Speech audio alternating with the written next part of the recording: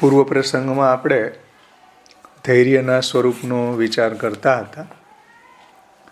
એમાં ત્રિદુઃખ સહનમ ધૈર્યમ આમૃતે સર્વત સદા, ત્રણેય પ્રકારના દુઃખોને મરણ પર્યંત સહન કરવા એ ધૈર્યનું સ્વરૂપ લક્ષણ છે, એટલે કે શિખર છે. ત્યાં સુધી પહોંચવા માટે શ્રી આચાર્ય ચરણોએ 4 પગથિયાઓ બતાવ્યા છે. એમાં પ્રતિકારો યદૃચ્છાત સિદ્ધશ્ચેન્નાગ્રહી ભવેત એ પ્રથમ પગથિયું છે. એની પહેલા શ્રી મહાપ્રભુજીએ 3 પ્રકારના જે દુઃખો છે એને સમજાવ્યા છે. આધિભૌતિક દુઃખ દેહ સંબંધી છે, આધ્યાત્મિક દુઃખ છે ઇન્દ્રિયો સંબંધી છે, અને આધિદૈવિક જે દુઃખ છે આત્મા સંબંધી છે અથવા ભગવત સંબંધી છે. એને હવે મહાપ્રભુજીએ 1 by 1 સમજાવ્યું છે કે પ્રતિકારો યદૃચ્છાત સિદ્ધશ્ચેન્નાગ્રહી ભવેત. જો દુઃખને દૂર કરવાનો ઉપાય મળી આવતો હોય યદૃચ્છાથી, ભગવદ ઈચ્છાથી, તો દુઃખને સહન કરવાના આગ્રહવાળા ન થવું જોઈએ, એટલે અનાગ્રહ. કોઈ કારણોસર આપણું એવું દુઃખ દૂર થઈ જ શકે એમ નથી, તો શું કરવું? તો શ્રી મહાપ્રભુજી કહે છે કે સહન. ભાર્યાદીનામ તથા અન્યેષામ અસતઃ ચ આક્રમમ સહેત. પત્ની વગેરેના, પરિવાર વગેરેના, અસત પુરુષોના, જે સેવક ગણો છે, કામવાડી વગેરેના અતિક્રમણોને સ્વામ્યધીનત્વ ભાવનાથી સહન કરવા, જેથી કરીને આપણું ચિત્ત વ્યગ્ર ન થાય ભગવત સેવામાં, ભગવત કથામાં એ વ્યગ્ર ન થાય, એટલા માટે આ ધૈર્યને અહીંયા સમજાવ્યું છે. ત્યાર પછી આ દુઃખ જે કારણોથી થઈ રહ્યું છે એ કારણોનો ત્યાગ બતાવી રહ્યા છે કે સ્વયં ઇન્દ્રિય કાર્યાણી કાય વાંગ મનસાત્ય છે. ઇન્દ્રિયોના જે કાર્યો છે જેને કારણે આપણને ઉદ્વેગ થાય કે સેવામાં ક્લેશ થાય, તો એવા કારણોને કાયા, વાણી અને મનથી છોડવા જોઈએ. કોઈ હવે એવું કહે કે ભાઈ અમે કંઈ કરવા સમર્થ નથી, પ્રતિકાર કરવા સમર્થ નથી, સહન કરવા સમર્થ નથી, એના જે કારણોને કાયા, વાણી અને મનથી ત્યજવાય સમર્થ નથી, તો હવે અમારે શું કરવું? તો શ્રી મહાપ્રભુજી કહી રહ્યા છે છેલ્લો ઉપાય કે અસુરેણાપી કર્તવ્યમ સ્વસ્ય અસામર્થ્ય ભાવના. કે આપણે અસુર છીએ, અસુર એટલે એ દૂર કરવામાં આપણે સમર્થ નથી, અસમર્થ છીએ, સૂર નથી. તો શ્રી મહાપ્રભુજી કહે છે કે પ્રભુ પાસે અસામર્થ્યની ભાવના કરવી જોઈએ. જે આપણે આજે જોવાના છીએ, જે રીતે ગોપીશજીએ આ શ્લોકને સમજાવ્યો છે, અને કંઈ જ નથી થતું તો અંતે અશક્ય હરિરેવાસ્તી સર્વમાશ્રય તો ભવેત. બધી પરિસ્થિતિ અશક્ય જણાતી હોય તો હરિની શરણ ભાવના કરવી જોઈએ. એમાં હવે આપણે ગયા વખતે સ્વયં ઇન્દ્રિય કાર્યાણી કાય વાંગ મનસાત્ય જેત, એ આપણે ગોપીશજીની ટીકામાંથી જોયું હતું કે ઇન્દ્રિયોના જે બી કાર્યો છે એને કઈ રીતે કાયા, વાણી અને મનથી છોડવા એ આપે સમજાવ્યું છે. એમાં જે ભગવત સંબંધી ભોગ છે ઇન્દ્રિયોના, એ તો આપણને ભગવત ભજનમાં ઉપયોગી છે, એને છોડવાના નથી. પરંતુ જે ડાયરેક્ટલી યા ઇનડાયરેક્ટલી ભગવાનમાં જેનો વિનિયોગ નથી થતો, એટલે કે યસ્ય વા ભગવત કાર્યમ યદા સ્પષ્ટમ ન દૃશ્યતે તદા વિનિગ્રહસ્તસ્ય કર્તવ્યેતિ નિશ્ચય. આપણા ઇન્દ્રિયોના જે વ્યાપાર છે એનો ડાયરેક્ટ અથવા તો ઇનડાયરેક્ટલી ભગવાનમાં એનો વિનિયોગ નથી દેખાતો, તો આપણે નિગ્રહ કરવો જોઈએ. જેની ચર્ચા આપણે ગયા વખતે ખૂબ વિસ્તારથી કરી ગયા કે ભાઈ ઇન્દ્રિયોના જે બી ફંક્શન છે, જે વ્યાપાર છે, એ બધાને મહાપ્રભુજીએ કોઈ એની ઉપર ડેમ બાંધવાનો નથી, પરંતુ એને ભગવાનની સેવામાં, ભગવદ ભજનમાં એને બધા ઇન્દ્રિયોના વ્યાપારને વાળવાના છે. એનો ઘણો વિસ્તાર આપણે જોઈ ગયા વખતે. આ વાતને થોડું બ્રિજરાઈજીની ટીકામાં સુંદર સમજાવ્યું છે. તો બ્રિજરાઈજીની ટીકામાંથી પણ આપણે લેશું. સ્વયં ઇન્દ્રિય કાર્યાણી કાય વાંગ મન સાધ્ય છે. 147 પેજ ઉપર છે. એમાં બ્રજરાઈજી એ રીતે સમજાવે છે કે ભાઈ, ઇન્દ્રિયોના જે ભોગો આપણને સહજ પ્રાપ્ત થઈ રહ્યા છે ભગવદ પ્રસાદી, એનો તો આપણે ઉપભોગ કરવો જોઈએ. એના ત્યાગની અહીંયા વાત નથી. સ્વયં ઇન્દ્રિય કાર્યાણી કાય વાંગ મન સાતે છે. તો જે ઇન્દ્રિયોના જે ભોગો છે એ કાયા વાણી અને મનથી છોડવા. તો કયા પ્રકારના ભોગો છે એ કાયા વાણી અને મનથી છોડવા, એની ચર્ચા આપણે ગયા વખતે કરી ગયા કે ભગવાનને જે સમર્પિત નથી એવા જે પદાર્થોમાં આપણું મન જાય છે, જે આપણને વિમુખ કરે છે, જે આપણને બહિર્મુખ કરે છે, જે આપણને આપણા ભગવત ભાવને કે આપણી ભક્તિને ખંડિત કરે છે, એવા જે ભોગો છે, એવા જે કંઈ બી આપણા શબ્દ, સ્પર્શ, રૂપ, રસ, ગંધ છે, એને આપણે ટેકલ કરવા જોઈએ, એને આપણે એવોઇડ કરવા જોઈએ, એને આપણે નિગ્રહ કરવો જોઈએ. કેમ કે એના કારણે આપણે ભગવાનથી વિમુખ થતા હોઈએ છીએ. એટલા માટે તો એ સંદર્ભ અહીંયા ટીકાકાર સમજાવે છે કે ઇન્દ્રિયો જે છે આપણી એ વિષય તરફ તો આકર્ષિત થવાની જ છે. અને આવું થવા પર જે લોકો વિષય ચિંતનમાં લાગ્યા રહે છે, એમની ઇન્દ્રિયો વિષય ભોગ તરફ ખેંચાઈ જાય છે અને પછી મનને પણ એ ખેંચી લે છે. આવું ચતુર્થ સ્કંદમાં સમજાવ્યું છે 22મા અધ્યાયમાં. ભગવાને પણ ગીતાજીમાં આ વાતને સમજાવી છે કે ધ્યાયતો વિષયાન પુંસઃ સંગાસ્તે સુપજાયતે સંગાત સંજાયતે કામા કામાત ક્રોધોભિજાયતે ક્રોધાત ભવતી सम्मोह सम्मोहात् સ્મૃતિ વિભ્રમ સ્મૃતિભ્રંશાત બુદ્ધિનાશો બુદ્ધિનાશાત પ્રણશ્યતિ. એ રીતે શ્રીમદ ભગવદ્ ગીતામાં 2જા અધ્યાયનો 62મો શ્લોક છે કે જે વિષયનું આપણે ધ્યાન કરતા હોઈએ એને મેળવવાની આપણને કામના જાગે. ધ્યાયતો વિષયાન પુંસ સંગાસ્તે સુપજાયતે, એનો પહેલાં આપણને સંગ થાય, અને સંગાત સંજાયતે કામ, અને એ સંગ થવાના કારણે આપણને એ વસ્તુની કામના થાય. અને એ વસ્તુ જ્યારે આપણને પ્રાપ્ત ન થાય એટલે કામાત ક્રોધો ભયજાયતે, ક્રોધ આવે, ક્રોધના કારણે એવો સમૂહ થઈ જાય, આપણને વિમૂઢ બની જાય આપણે, અને છેલ્લે એની બુદ્ધિ જે છે એ પણ વિચલિત થઈ જાય, સ્મૃતિ ભ્રંશ થઈ જાય છે એની. એટલા માટે આવા જે કંઈ બી વિષયો છે એને આપણે ભગવદગામી બનાવવા જોઈએ, ભગવાનને સમર્પણ કરવા જોઈએ. અને ભગવાનને જ્યારે સમર્પણ કરવામાં આવે ત્યારે ભોર્જિતા ક્વથિતા ધાના ભૂયો બીજાએ નેસ્યતે, એવું ભાગવત કહે છે. એટલે કે બાફેલું અને શેકેલું બીજ છે એમાંથી વૃણ, અંકુર ફૂટતા નથી. કોઈ પણ તમે જુઓ બીજ હોય, ઘઉંનું હોય કે ચણાનું હોય, એને બાફી નાખો, શેકી નાખો, પછી એમાંથી અંકુર ફૂટે નહીં. ભર્જિતા ક્વથિતા ધાના ભૂયો બેજાય નેસ્યતે.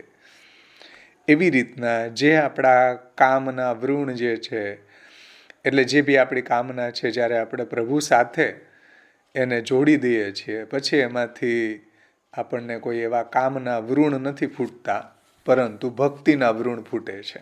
એ ભગવદગામી આપણો કામ બની જવાના કારણે.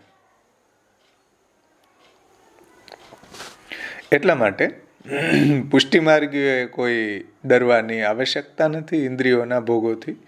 ભગવાનને સમર્પિત ભોગોને ભોગવી રહ્યા છીએ તો ભગવાનની સેવામાં એ ભોગ જે છે તો અલૌકિક છે. અલૌકિક ભોગોસ્તુ ફલાના મધ્ય પ્રથમે પ્રવિશતિ, એવું મહાપ્રભુજી સેવા ફલમાં આજ્ઞા કરે છે કે ભાઈ અલૌકિક ભોગ છે એ ભગવાનના ભજનમાં ઉપયોગી છે.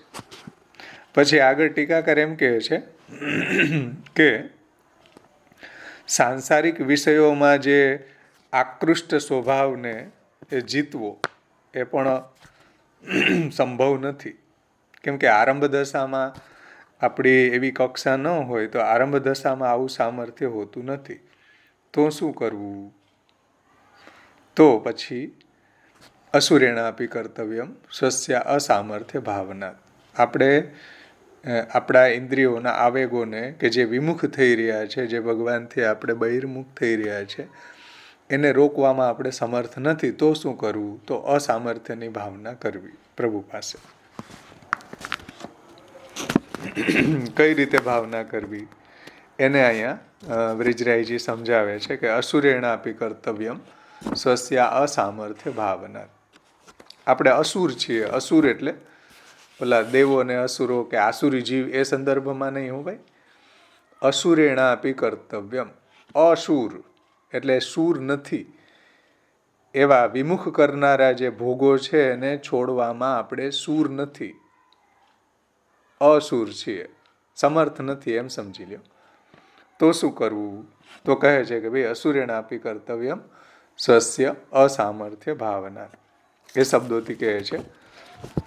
આ પંક્તિનું તાત્પર્ય એવું છે કે પોતાના સ્વભાવ કે ઇન્દ્રિયોને જીતવામાં આપણે અસમર્થ છીએ, તો એણે પણ ભગવાનની સામે પોતાની અસામર્થ્યની ભાવના કરવી. ભગવાનની પાસે કઈ રીતે અસામર્થ્યની ભાવના કરવી? તો શ્રી વ્રિજરાયજી આજ્ઞા કરે છે કે ઇન્દ્રિયોના વિષય ભોગ સંબંધી કાર્યો ત્યાગવા જોઈએ, અસમર્પિતનો ત્યાગ કરવો જોઈએ. પરંતુ હું શું કરું? હું તો બહુ મંદભાગી જીવ છું, અસમર્થ છું, આપની આટલી આજ્ઞાનું પણ પાલન કરી શકતો નથી. આવી અસામર્થ્યની ભાવના અહીંયા બતાવી છે. એટલે ઘણું આપણે નથી છોડી શકતા, આપણી વીકનેસ છે. માણસ છે જીવા સ્વભાવ તો દુષ્ટા. તો જીવ સ્વભાવથી દોષવાળો છે ભાઈ, કે અમુક બાબતો છે જે આપણને ભગવાનથી વિમુખ લઈ જનારી હોય, નથી છૂટતી. તો શું કરીએ? પ્રભુની પાસે બે હાથ જોડીને મસ્તક નમાવીને અસામર્થ્યની ભાવના કરવી કે હું કેવો જીવ દુષ્ટ છું, મંદભાગી છું અને આવો અસમર્થ છું, આપની આટલી આજ્ઞાનું પણ પાલન કરી શકતો નથી. આ પ્રકારની ભાવના કરવી જોઈએ. અને આ પ્રકારે જે પ્રયત્ન કરે છે તેની એવી ગ્લાની એના હૃદયમાં થતી હોય, ગિલ્ટી ફીલ થતું હોય, એવી ગ્લાનીથી ઇન્દ્રિયો છે કુંઠિત થઈ જાય છે. અને પછી ત્યારે આપણને એ જે સાંસારિક જે વિષયો છે, જે કાંઈ બી શબ્દ, સ્પર્શ, રૂપ, રસ, ગંધ ઇત્યાદિ એ પણ આપણને પછી એ ખેંચતા નથી, બાધારૂપ નથી થતા. અને પછી આગળ જતાં ક્રમશઃ ધૈર્ય સિદ્ધ થઈ જાય છે. તો એ રીતે અસામર્થ્યની પણ ભાવના કરવી. કમસે કમ ગિલ્ટી ફીલ તો કરવું જ. એક દિવસ આપણને એ ગિલ્ટી ફીલ જો થતું હશે તો આપણું એ નિવૃત્ત કરી શકશું કે જે વિમુખ કરનારા ભોગો છે ભગવાનથી. તો એનું કમસે કમ ગિલ્ટી ફીલ થવું જોઈએ પ્રભુ સામે, કે આપણા હૃદયમાં કે હું કેવો મંદભાગી જીવ છું, હું આપની આટલી આજ્ઞાનું પણ પાલન નથી કરી શકતો, અસમર્પિતનો ત્યાગ કરવો જોઈએ એ હું કરી નથી શકતો, મારી જે જીવની દુષ્ટતા તો જુઓ. તો આ રીતે આપણે અસામર્થ્યની ભાવના પણ કરી શકીએ, જેથી કરીને ગિલ્ટી ફીલ થવાના કારણે પ્રભુની કૃપાથી આપણે જે વિમુખ કરનારા ભોગો છે એની ઉપર પણ કાબુ મેળવી શકીએ છીએ. એવું અહીંયા તાત્પર્ય ટીકાકારનું છે. શ્રી ગોપીશજી આ વાતને કઈ રીતે સમજાવે છે, જેની આપણે ટીકા લઈ રહ્યા છીએ. ગોપીશજી 54 પેજ ઉપર કહે છે અસુરેણાપી કર્તવ્યમ સ્વસ્યા સામર્થ્ય ભાવનાત, સ્વસ્ય અસામર્થ્ય ભાવનાત. તો આ પ્રકારે આધ્યાત્મિક દુઃખનું નિરૂપણ કરીને હવે અસુરેણાપી કર્તવ્યમ સ્વસ્યા અસામર્થ્ય ભાવનાત, એનાથી આધિદૈવિક દુઃખને કઈ રીતે ટેકલ કરવું, કે આધિદૈવિક દુઃખનું નિરૂપણ હવે કરી રહ્યા છે. તો પ્રારબ્ધ ભોગના કારણે અથવા તો પ્રભુ દ્વારા આપણી કોઈ પરીક્ષા લેવાતી હોય તો પ્રભુ દ્વારા પરીક્ષા કરવાના કારણે આપણને ઘણી વખત ફલદાનમાં વિલંબ થાય, આપણો કોઈ મનોરથ સિદ્ધ ન થાય. તો પ્રારબ્ધ ભોગના કારણે આપણને ભગવત સંબંધી જે કાંઈ બી દુઃખ છે એટલે કે ભગવત સંબંધી દુઃખ એટલે કે ફલમાં વિલંબ છે. પછી પ્રભુ આપણી પરીક્ષા કરતા હોય ઘણી વખત આપણને એવો કોઈ અપરાધ થઈ જાય ભગવત ભક્તોનો, એના કારણે પણ ફલમાં વિલંબ થાય, એવું ટીકાકારો સેવા ફલમાં કહે છે. તો શું કરવું? તો એ સંદર્ભ અહીંયા સમજાવે છે કે કોઈ પ્રારબ્ધ ભોગના કારણે અથવા પ્રભુ પરીક્ષા આપણી લેવા માંગતા હોય એના કારણે જો ફલદાનમાં વિલંબ થાય ત્યારે મનગમતી વસ્તુ પ્રાપ્ત ન થવાથી દુઃખ થાય, પરંતુ એ દુઃખને પણ સહન કરવું જોઈએ. જોકે નિર્બળ વ્યક્તિ છે એને અસુર કહેવામાં આવે છે. અસુર નહીં પણ અસુર, એટલે શૂર નથી એવો, નિર્બળ. તો એ ધૈર્ય રહિત થાય છે અને તેનામાં સહનશીલતા નથી હોતી.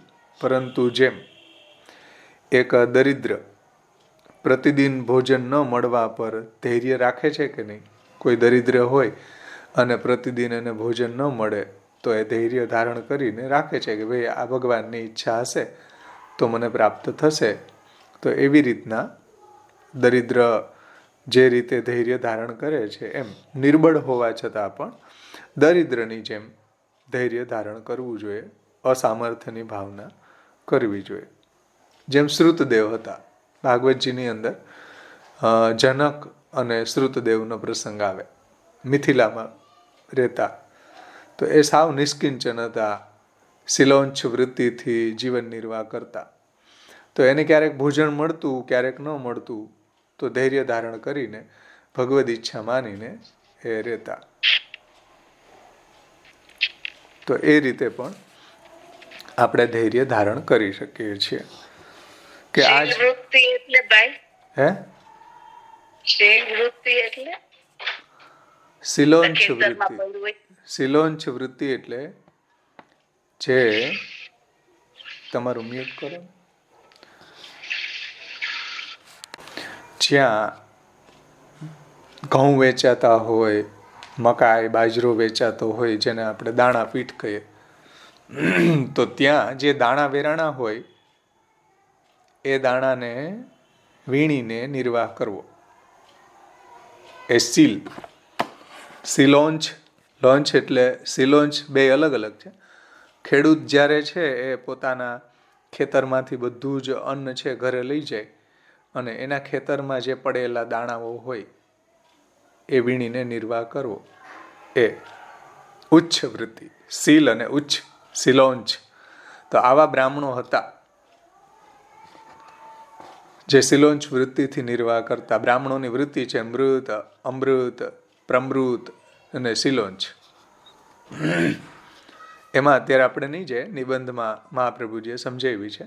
પરંતુ સાવ નિષ્કિંચન હતા અને સાવ દરિદ્ર હતા, તો પણ એણે ધૈર્ય ધારણ કરીને પ્રભુ ઈચ્છાથી એને જે કંઈ બી પ્રાપ્ત થયું એમાં એને પોતાનો જીવન નિર્વાહ કરતા હતા. તો એ રીતે નિર્બળ હોવા છતાં પણ દરિદ્રની જેમ ધૈર્ય ધારણ કરવું જોઈએ. તો આવું દુઃખ સહન કરવાની, એટલે આપણા જીવનમાં ઘણી વખત આપણે ધૈર્ય ધારણ નથી કરતા, પણ ત્યારે આવી ભાવના કરવી જોઈએ કે ભાઈ આ જ રીતે જીવવાનું છે ને આવી કન્ડિશનમાં આપણે ભજન કરવું છે. આપણી જે પરિસ્થિતિ છે એની અંદર આપણે ભગવાનનું ભજન કરવું છે ને આ રહેવાનું જ છે દુઃખ. કોઈ બી શારીરિક દુઃખ હોય, એટલે દેહ સંબંધી હોય, ઇન્દ્રિય સંબંધી હોય કે આત્મા સંબંધી હોય, તો ત્યાં પણ આ રીતના દરિદ્રતાની, જે દરિદ્ર છે ભોજન ન મળવાના કારણે ધૈર્ય ધારણ કરીને રહે છે, તો એ રીતે અસુરેણાપી કર્તવ્યમ સ્વસ્યા અસામર્થ્ય ભાવનાથી ધૈર્ય ધારણ કરવાનો ઉપાય શ્રી આચાર્ય ચરણોએ આ લાસ્ટ ઉપાય અહીંયા સમજાવ્યો છે. ભાવેશભાઈ, આ નવરત્ન એ સૂત્ર અને આ વિવેક ધૈર્યાશ્રય ભાષ્ય ગણી શકાય ને? બે પેરેલેલિઝમ જ ચાલે છે ને, સેમ. કે જેમ નવરત્નમાં છેલ્લે આવે છે કે ચિત્તોદ્વેગમ વિદયાપી હરિયજ્યત કરિષ્યતિ તથૈવ તસ્ય લીલેતિ, તો સેમ વસ્તુ અહીંયા બી લાગુ પડશે. રાઈટ, બરાબર છે. નવરત્ન સૂત્ર રૂપમાં છે ને વિવેક ધૈર્યાશ્રય એનો વિસ્તાર છે. અને વિવેક ધૈર્યાશ્રયમાં જે આશ્રય છે એ સૂત્રના રૂપમાં છે, અને એનો વિસ્તાર કૃષ્ણાશ્રય છે. એમાં આશ્રયનું જ વિસ્તારથી વર્ણન કર્યું છે. તો એ રીતે આપણે સમજી શકીએ કે ભાઈ ચિત્તોદ્વેગમ વિધાય આપી હરિર્યદ્યત કરીષ્યતિ તથૈવ તસ્ય લીલેતિ મત્વા ચિંતા ધૃતમ તેજ. બરાબર છે. આમાં પણ ટીકાકારોએ એ શ્લોક ટાંકેલો છે અમુક જગ્યાએ, અને ત્યાં આ વાત કરી છે એને કે એનો જ વિસ્તાર અહીંયા વિવેક ધૈર્યાશ્રયમાં થયો છે. પછી આગળ શું કહે છે થોડું લઈ લો, પછી આપણે ચર્ચા કરીએ, કેમ કે આ એક ચેપ્ટર સંપન્ન થઈ જાય આપણું. વિવેક ધૈર્યાશ્રયની અંદર જે આશ્રય છે એનો જ વિસ્તાર કૃષ્ણાશ્રયમાં મહાપ્રભુજીએ સમજાવ્યો છે.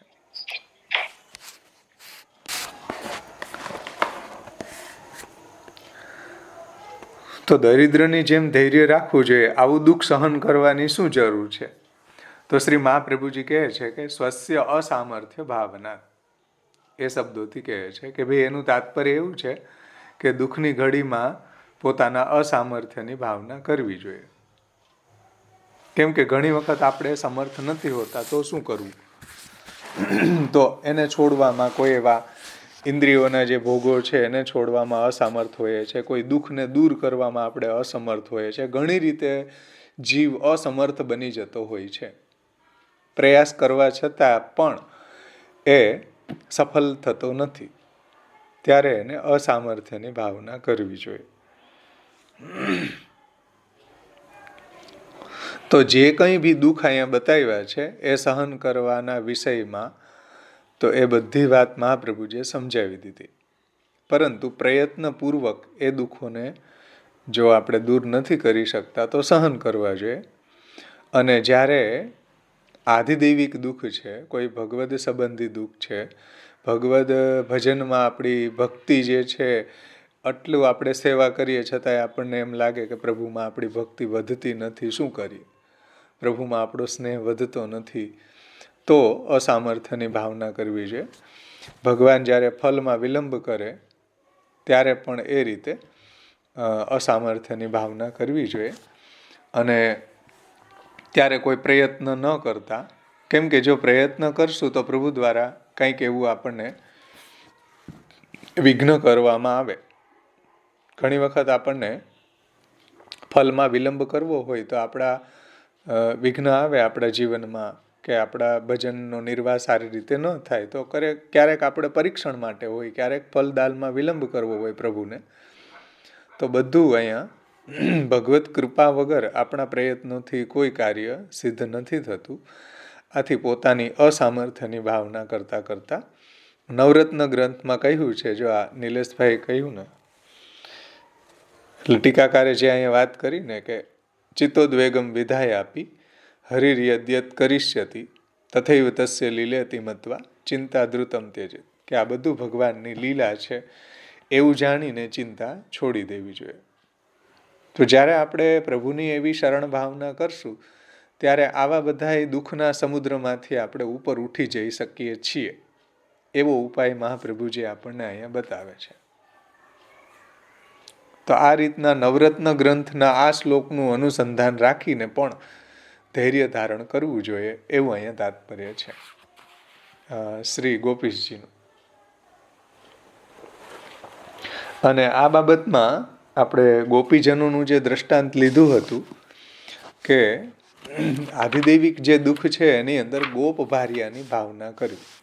તો ગોપ ભાર્યાની ભાવના કરવામાં ષોડશ ગ્રંથ પરિચયમાં આપે સમજાવ્યું છે કે ભાઈ આધિદૈવિક દુઃખની અંદર ગોપીજનોની ભાવના કરવી. કઈ રીતે? તો એ સમજાવે છે કે કૃષ્ણના વિરહમાં ગોપીજનો છે એ બધા, બીજા બધા અને વ્રજવાસીઓ પણ કૃષ્ણ વિરહમાં ગોપીજનો, નંદ યશોદાજી, બીજા પણ વ્રજવાસીઓ છે, પોતાની અસામર્થ્યતાને જાણીને બધાએ ધૈર્ય ધારણ કર્યું. આપણે જોઈ શકીએ ને, પ્રભુ મથુરા પધારી ગયા તો શું કરવું? ચલો, કોઈનું સામર્થ્ય તો છે નહીં પ્રભુને ફરીથી ગોકુળ લાવવાનું, તો શું કરવું?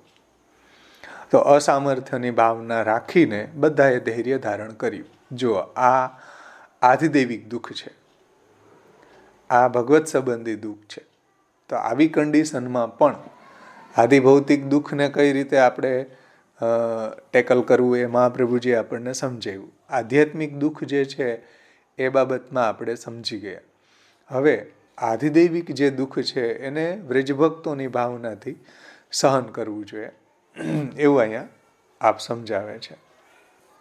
એવું ઘણી વખત બન્યું છે ભક્તો સાથે.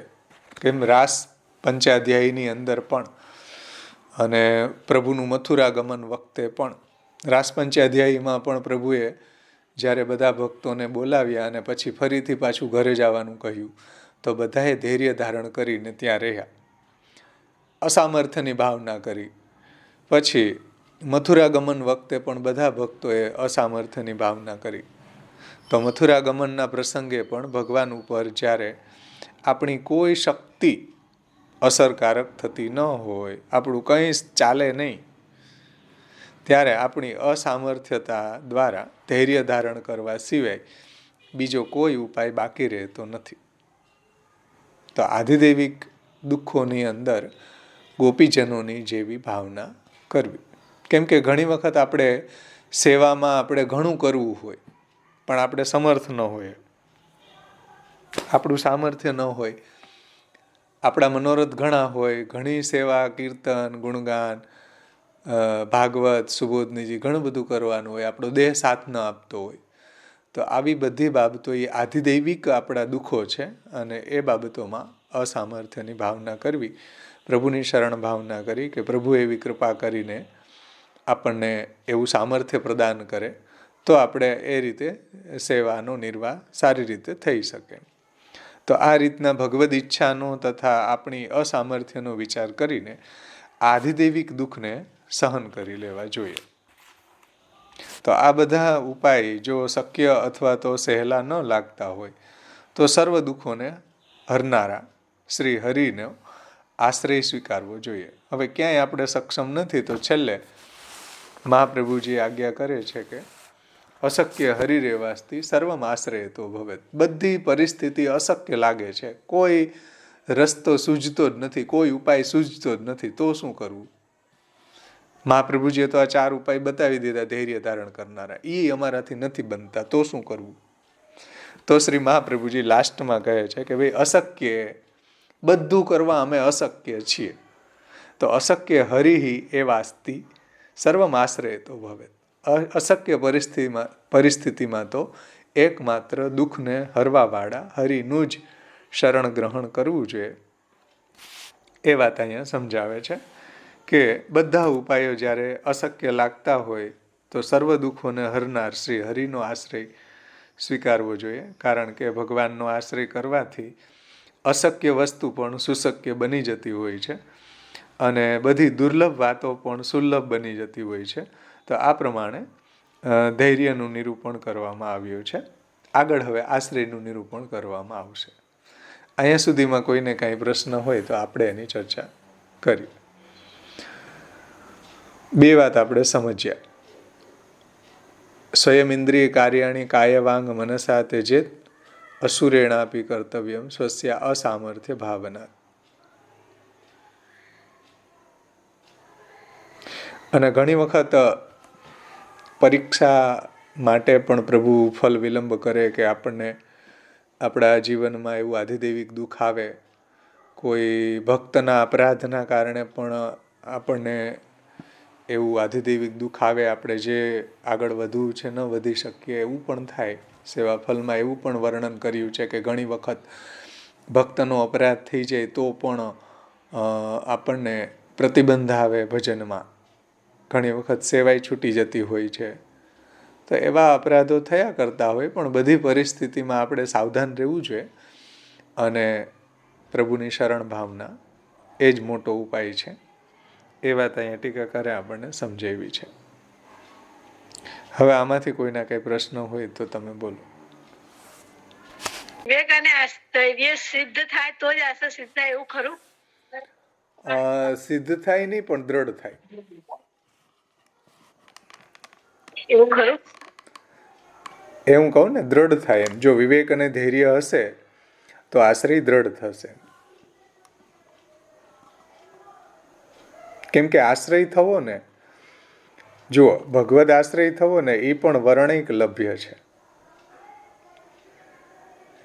પ્રભુએ જેનું વરણ કર્યું હોય એને જ ભગવદ આશ્રય થઈ શકે છે. એ જ ભગવાનનો અનન્ય આશ્રય કરી શકે છે.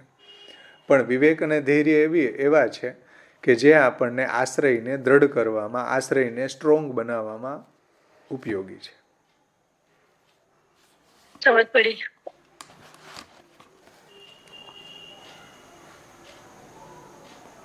હા, બીજા કોઈને?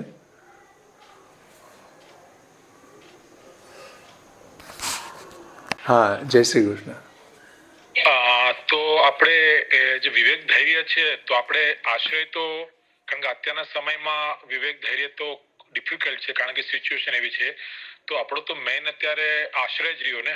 અંતિમ તો આપણે પ્રયત્ન કરી શકીએ વિવેક ધૈર્ય માટે, પણ છેલ્લે તો આશ્રય સિદ્ધ કરવો પડશે ને. એટલે એ પણ ઠાકોરજીની કૃપા થશે તો.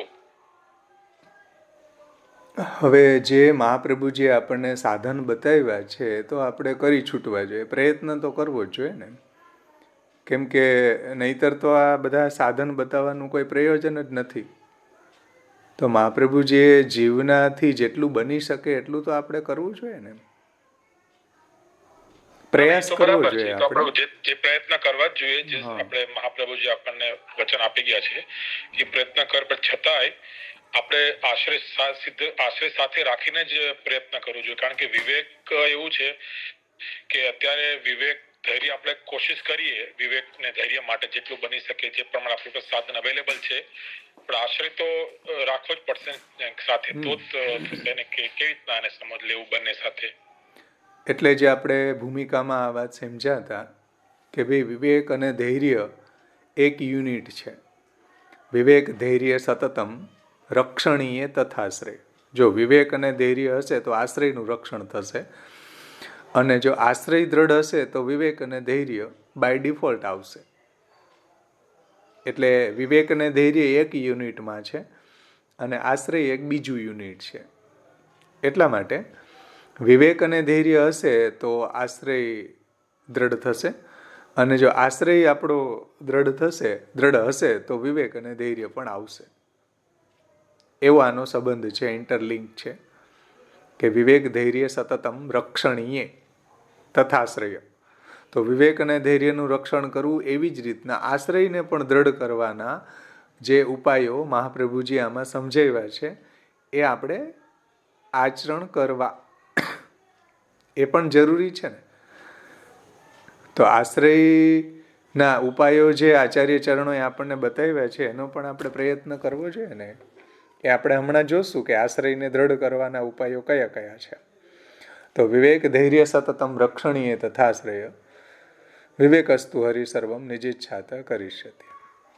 એટલે જેટલું આપણાથી, જો આપણે એ સાધનો આચાર્યજીએ બતાવ્યા તો આપણે એને ટેકલ, એ સાધનો જો આપણે જીવનમાં આચરણમાં ઉતારશું તો આપણે આપણી ગૃહસ્થાશ્રમની અંદર જે બી પરિસ્થિતિ ઊભી થશે એવી પરિસ્થિતિઓ જેની અંદર આપણે આપણું ભજન જે છે, આપણી સેવા છે, આપણું કથા ગુણગાન છે એ કન્ટિન્યુ બન્યું રહેશે. આ બહુ જરૂરી છે. આપણા ભજનનો નિર્વાહ સારી રીતે થઈ શકે એટલા માટે. બાકી ધૈર્ય નથી રહેતું તો શું કરવું? તો ભગવદ આશ્રય તો છે જ, પણ જે મહાપ્રભુજીએ આપણને પ્રકાર બતાવ્યા છે એને તો આપણે પ્રયત્ન કરવો જોઈએ. હમણાં આપણે આશ્રયનું ચેપ્ટર જોશું તો આશ્રયને દ્રઢ કરવાના મહાપ્રભુજીએ ઘણા બધા ઉપાયો સમજાવ્યા છે. તો જે જીવના તરફથી જે મહાપ્રભુજીની અભિલાષા છે, જે ડિમાન્ડ છે કે આટલું તો જીવ કરવું જ જોઈએ ને. હવે નથી જ કરી શકતો તો મહાપ્રભુજીએ છેલ્લે એ પણ બતાવ્યું છે કે ભાઈ બધી પરિસ્થિતિમાં હવે પ્રભુની શરણ ભાવના કરવી. અશક્ય હરિરેવાસ્તી સર્વમ આશ્રય તો ભવે. પણ પ્રયત્નો જે આપણને જે બતાવ્યા છે, જે કંઈ બી રૂલ્સ, એને તો આપણે પ્રયત્ન કરવો જોઈએ ને. પ્રયત્ન કર્યા વગર આપણે મહાપ્રભુજી પાસે જાય અને આપણે એમ કહીએ કે અમારાથી કાંઈ થતું નથી, તો એ પણ યોગ્ય ન કહેવાય.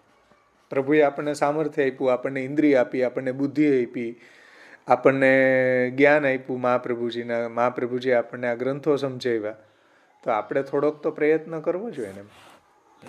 હવે ઘણી વખત જીવ બધી જ રીતે નિષ્ફળ બની જતો હોય તો બની જાય ભાઈ, તો ત્યારે પ્રભુ બેઠા છે, ત્યારે મહાપ્રભુજી બેઠા છે એને પ્રમેય બલથી ફલદાન કરવા માટે. પણ એ જીવ અવેરનેસ હોવો જોઈએ કે નહીં, એને સાધનમાં મહાપ્રભુજીએ બતાવેલા ઉપાયોને એ હૃદયપૂર્વક એને પ્રયત્ન તો કરતો હોવો જોઈએ ને. ચલો એ ફેલ ગયો અલગ વાત છે, પણ પ્રયત્ન તો આ જીવે કરવા જોઈએ. એટલે તો આ બધા ઉપાયો અહીંયા બતાવ્યા છે. તો પછી છેલ્લે એક જ ઉપાય બતાવી દેત ને ભાઈ, કે હરિની તમે શરણાગતિ કરો, અશક્ય હરિરેવાસથી સર્વમાં આશ્રય તો ભવે. આટલા બધા ઉપાયો બતાવવાની મહાપ્રભુજીને જરૂર શું પડી? એટલા માટે કે જીવે એનું આચરણ કરવાનું છે, એટલા માટે.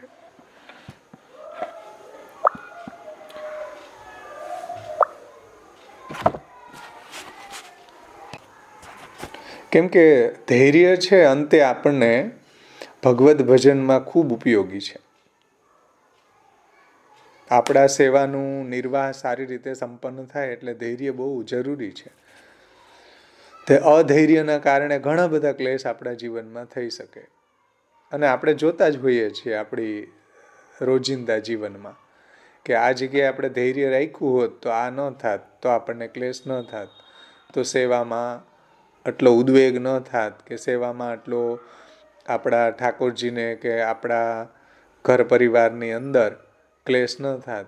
એ આપણે થોડું વિચારવું જોઈએ એમ, અને આપણે પ્રયાસ કરવો જોઈએ. ભાવેશભાઈ, આ ધૈર્ય ધીમે ધીમે આવે છે. જેમ જેમ આપણે ભક્તિમાં આગળ વધીએ ને તેમ પ્રભુ આપે છે, જાણે આપણને સામેથી આપે છે ઠાકોરજી, પણ પ્રયત્ન જીવે કરવાનો છે. હા, સાચી વાત છે, પણ ખરેખર ઓટોમેટિક ઇટ કમ્સ. એ હકીકત છે, પ્રભુની કૃપાથી જ આવે છે એવું ધૈર્ય, પણ જીવે પ્રયત્ન કરવો જોઈએ. એ જીવનો ધર્મ છે. જીવે બેસી ન રહેવું જોઈએ. મહાપ્રભુજીએ જે આજ્ઞા કરી છે એને આપણે સમજવી જોઈએ, એને આપણે ટીકાઓ સાથે અધ્યયન કરવું જોઈએ, અને એને આપણે આચરણમાં મૂકવાનો પ્રયત્ન કરવો જોઈએ.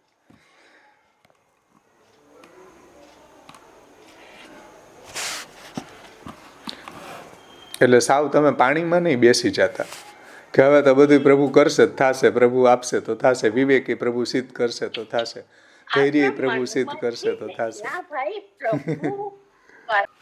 અશક્ય હરિરેવાસથી સર્વમ આશ્રય તો ભવે.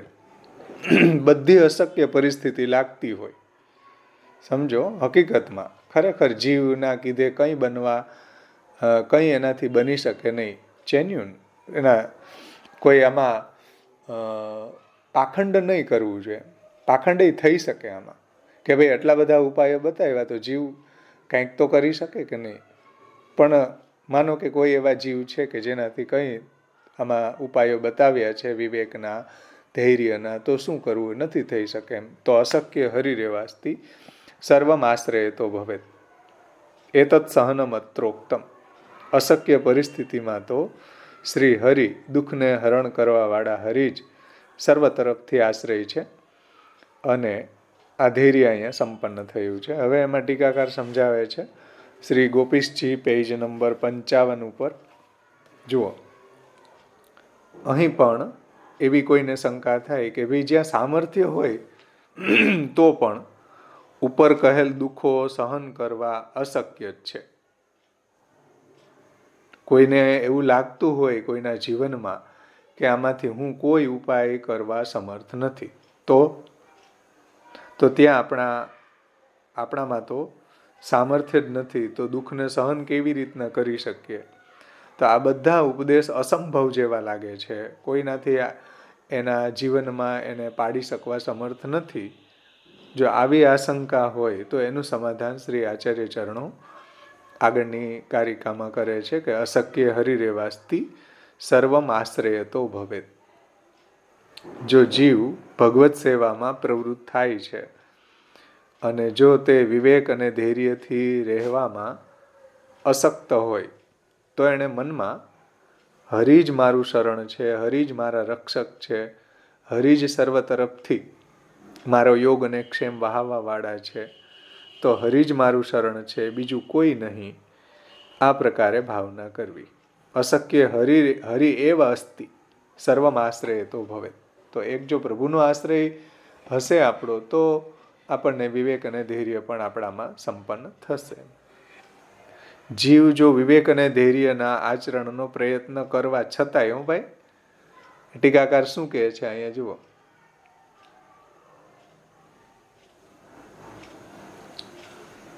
વિવેક ધૈર્યાદિ પ્રયત્ન કરણે અપી ચેત અશક્તિ.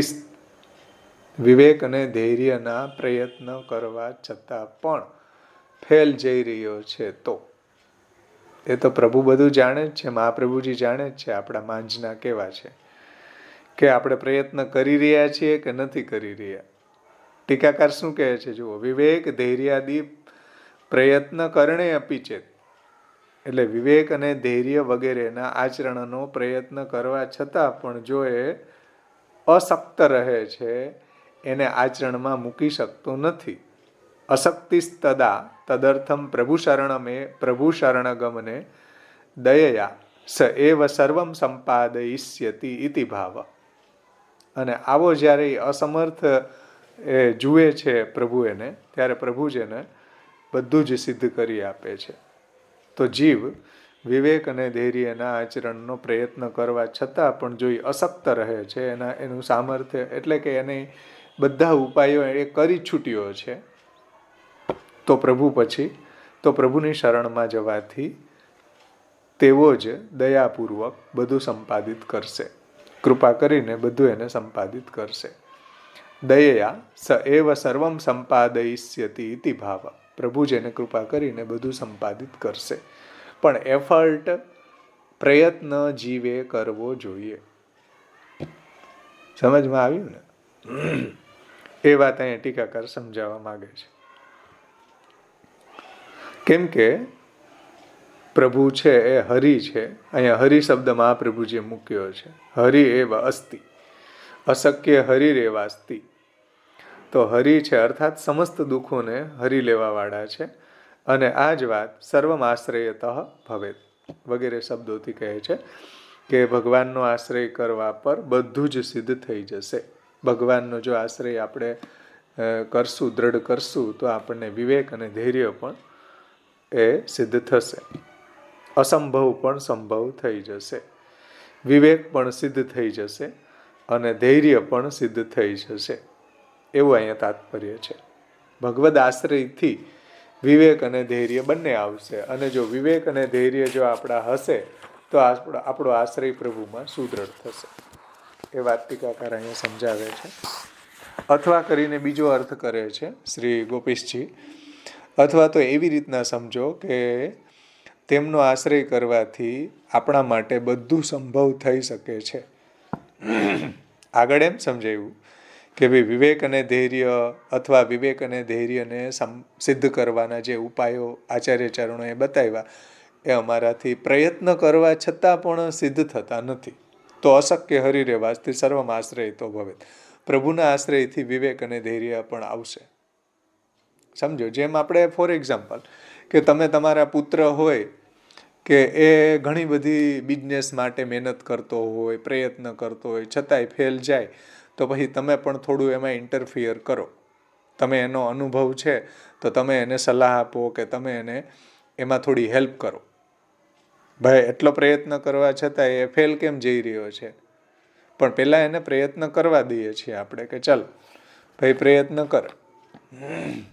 તો એવી રીતના ભગવાન પણ આપણને થોડું પ્રયત્ન કરવા દે છે કે ભાઈ પ્રભુએ આપણને ઇન્દ્રિયો આપી છે, બુદ્ધિ આપી છે, જ્ઞાન આપ્યું છે, અંતઃકરણ આપ્યું છે, ઇન્દ્રિયોની અંદર સામર્થ્ય આપ્યું છે, તો આપણે પ્રયત્ન કરવો જોઈએ.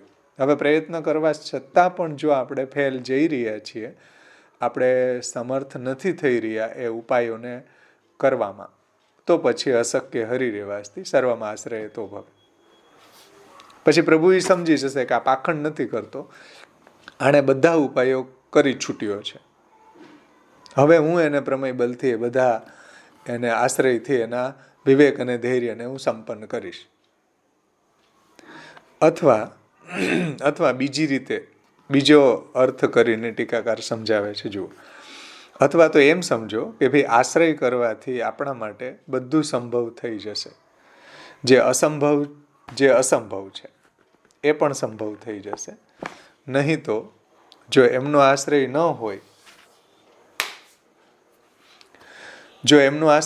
હોય તો આપણા દ્વારા સંભવ વસ્તુ પણ સિદ્ધ નથી થઈ શકતી. આપણું સામર્થ્ય હોવા છતાં પણ સિદ્ધ ન થાય જો ભગવદ આશ્રય ન હોય તો. સમજમાં આવ્યું ને? ભગવદ આશ્રય ન હોય તો જીવનું કોઈ સાધન એ પોતે સક્ષમ હોવા છતાંય, સંભવ હોવા છતાંય એ સિદ્ધ ન થાય. જેમ મહાપ્રભુજીએ એક શાસ્ત્રાર્થ પ્રકરણમાં એક એક્ઝામ્પલ આપ્યું છે કે મોટા મોટા જ્ઞાનીઓ જે છે એ પોતાની આત્માને નૌકા બનાવીને આ ભવસાગરને તરવા જાય છે. પોતાના ઈગો, અહંકારના કારણે જે ભગવાનનું શરણ ગ્રહણ નથી કરતો એ ભવસાગરમાં વચ્ચે ડૂબી જાય છે. 2 હાથ છેટા રહે તોય ડૂબી જવાય છે ભગવદ આશ્રયના અભાવના કારણે. આવું બની શકે. અને એવું પણ વાક્ય શાસ્ત્રમાં જોવા મળે છે કે જો ભગવદ આશ્રય ન હોય તો ધર્મ પણ અધર્મ બની જાય છે. અને ભગવદ આશ્રયના કારણે એવો અધર્મ પણ ધર્મનો મોડ લઈ લે છે. એટલો ઇમ્પોર્ટન્સ ભગવદ આશ્રયનો છે. તો આપણા દ્વારા સંભવ વસ્તુ પણ જો ભગવદ આશ્રય ન હોય તો સિદ્ધ થતું નથી. ભાગવતમાં તો એવા ઘણા શ્લોકો છે કે ભગવદ આશ્રયના અભાવના કારણે ઉપર ચડેલા પણ નીચે પડે છે. આમ અધો પતંતી. મોટા મોટા ઋષિમુનિઓના પણ એક્ઝામ્પલ આપ્યા છે કે ભગવદ આશ્રય ન હોવાના કારણે કેટલા જ્ઞાનીઓ ઊંચે ચડેલા પણ નીચે પડે છે. એવું જોવા મળે છે. એવું અહીંયા બીજો અથવા કરીને જે બીજો અર્થ કર્યો એનું તાત્પર્ય એવું છે કે અશક્ય હરિરેવાસ્તી સર્વમ આશ્રય તો ભવેતમાં.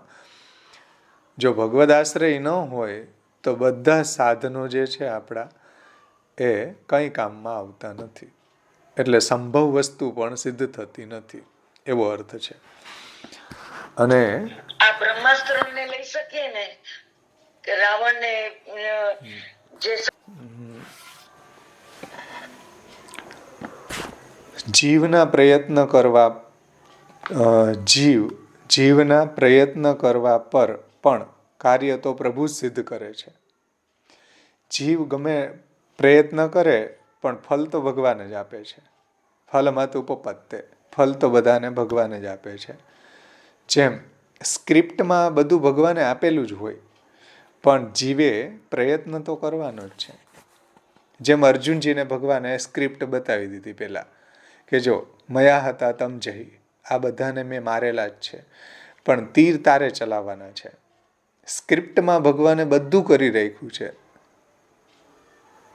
સ્ક્રિપ્ટમાં અર્જુનને સ્ક્રિપ્ટ બતાવી પ્રભુએ કે જો આ બધું મેં કરેલું જ છે, આ થવાનું છે ભવિષ્ય, આ ફિક્સ છે, પણ એફર્ટ તારે કરવાનો છે, પ્રયત્ન તારે કરવાનો છે. સમજાણું ને? એમ ફલ આપણને પ્રભુ આપવાના જ છે, આપશે કૃપા કરીને, પણ પ્રયત્ન જીવે કરવાનો છે. તો એ વાત ટીકાકાર અહીંયા સમજાવે છે. જુઓ, ભગવાન કે છે નિમિત્ત માત્ર ભવ સવ્ય સાચી. હા, નિમિત્ત માત્ર ભવ સવ્ય. સાચી. તું નિમિત્ત માત્ર થા. બરાબર. તું નિમિત્ત માત્ર તો બનવું જ જોશે ને એમ. તો એ વાત ટીકાકાર અહીંયા સમજાવે છે. જુઓ કે કાર્ય તો પ્રભુ સિદ્ધ કરે છે, અન્ય બીજું કોઈ નહીં. પુષ્ટિ ભક્તોનું તો બધા કાર્ય ભગવાન જ સિદ્ધ કરે છે. એને ફલદાન ભગવાન જ કરે છે, બીજું કોઈ નહીં. નિસાધન થઈને ભગવાનની શરણાગતિ કરવા પર ભગવત કૃપાથી તે જ ક્ષણે પ્રભુ જે એનું બધું જ કાર્ય સિદ્ધ કરશે અને કરી રહ્યા છે અને કર્યું તું પણ કરે પણ છે. તો આ જ વાત કૃષ્ણાશ્રયમાં શ્રી આચાર્ય ચરણોએ સમજાવી છે કે વિવેક ધૈર્ય ભક્ત્યાદિ રહિતસ્ય વિશેષતઃ પાપાશક્તસ્ય દીનસ્ય કૃષ્ણ એવ ગતિર્મમ. વિવેકય નથી, ધૈર્ય નથી. જુઓ, વિવેક ધૈર્ય ભક્તિ આદિ રહિત અને વધારામાં પાપાશક્ત છું, દીન છું, કોઈ સાધન કરવાય સમર્થ નથી, દીનહીન છું, પાપાશક્તસ્ય દીનસ્ય, એનો પણ પ્રભુ આશ્રય બને છે. એ શ્લોક અહીંયા ટીકાકારે સમજાવ્યો છે. અને આ પ્રકારે ધૈર્યનું લક્ષણ કહીને હવે એનો ઉપસંહાર કરતા કહે છે કે એતત સહનમત્રોક્તમ. આ રીતે એતદ વગેરે શબ્દોથી સમાપ્ત કરે છે કે જેમનો અર્થ એવો થાય છે કે ભક્તિ માર્ગ ઉપર જે કહેલા દુઃખોને સહન કરવા જ ધૈર્ય છે. એતત સહનમત્રોક્તમ. આ રીતે સહનનો પ્રકાર મહાપ્રભુજીએ આપણને સમજાવ્યો. શા માટે? આપણી ભક્તિનો નિર્વાહ, આપણી સેવાનો નિર્વાહ, આપણા ભગવત કથાનું નિર્વાહ સારી રીતે સંપન્ન થાય એટલા માટે. સ્વામ્ય ધીનત્વ ભાવનાથી એતત સહનમત્રોક્તમ, સહનનો પ્રકાર મહાપ્રભુજીએ સમજાવ્યો છે. હવે આશ્રય તો નિરૂપ્યતે. હવે આશ્રયનું નિરૂપણ આગળ કરવામાં આવે છે.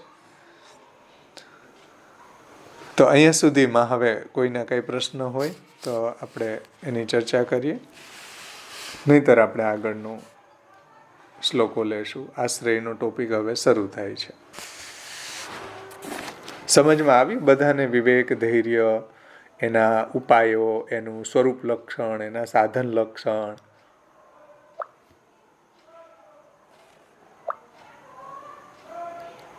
કોઈના કંઈ પ્રશ્ન હોય તો આપણે એની ચર્ચા કરીએ. પણ આ બહુ જરૂરી છે આપણી ડે ટુ ડે લાઈફમાં, આપણા રોજિંદા જીવનમાં. કેમ કે આપણે ગૃહસ્થાશ્રમમાં રહી રહ્યા છીએ, કંઈક ને કંઈક પ્રોબ્લેમ આવવાની જ છે. કોઈને રોજ આવે, કોઈને એકાત્ર આવે, કોઈને 2 દી પછી આવે, કોઈને અઠવાડિયા પછી આવે. આવું થવાનું જ છે ને. આવી કન્ડિશનમાં આપણે એમ કહીએ કે ચાલો અમે તો બ્રહ્મ સંબંધ લઈ લીધો, હવે મને કોઈ દુઃખ ન આવે. એવું નથી.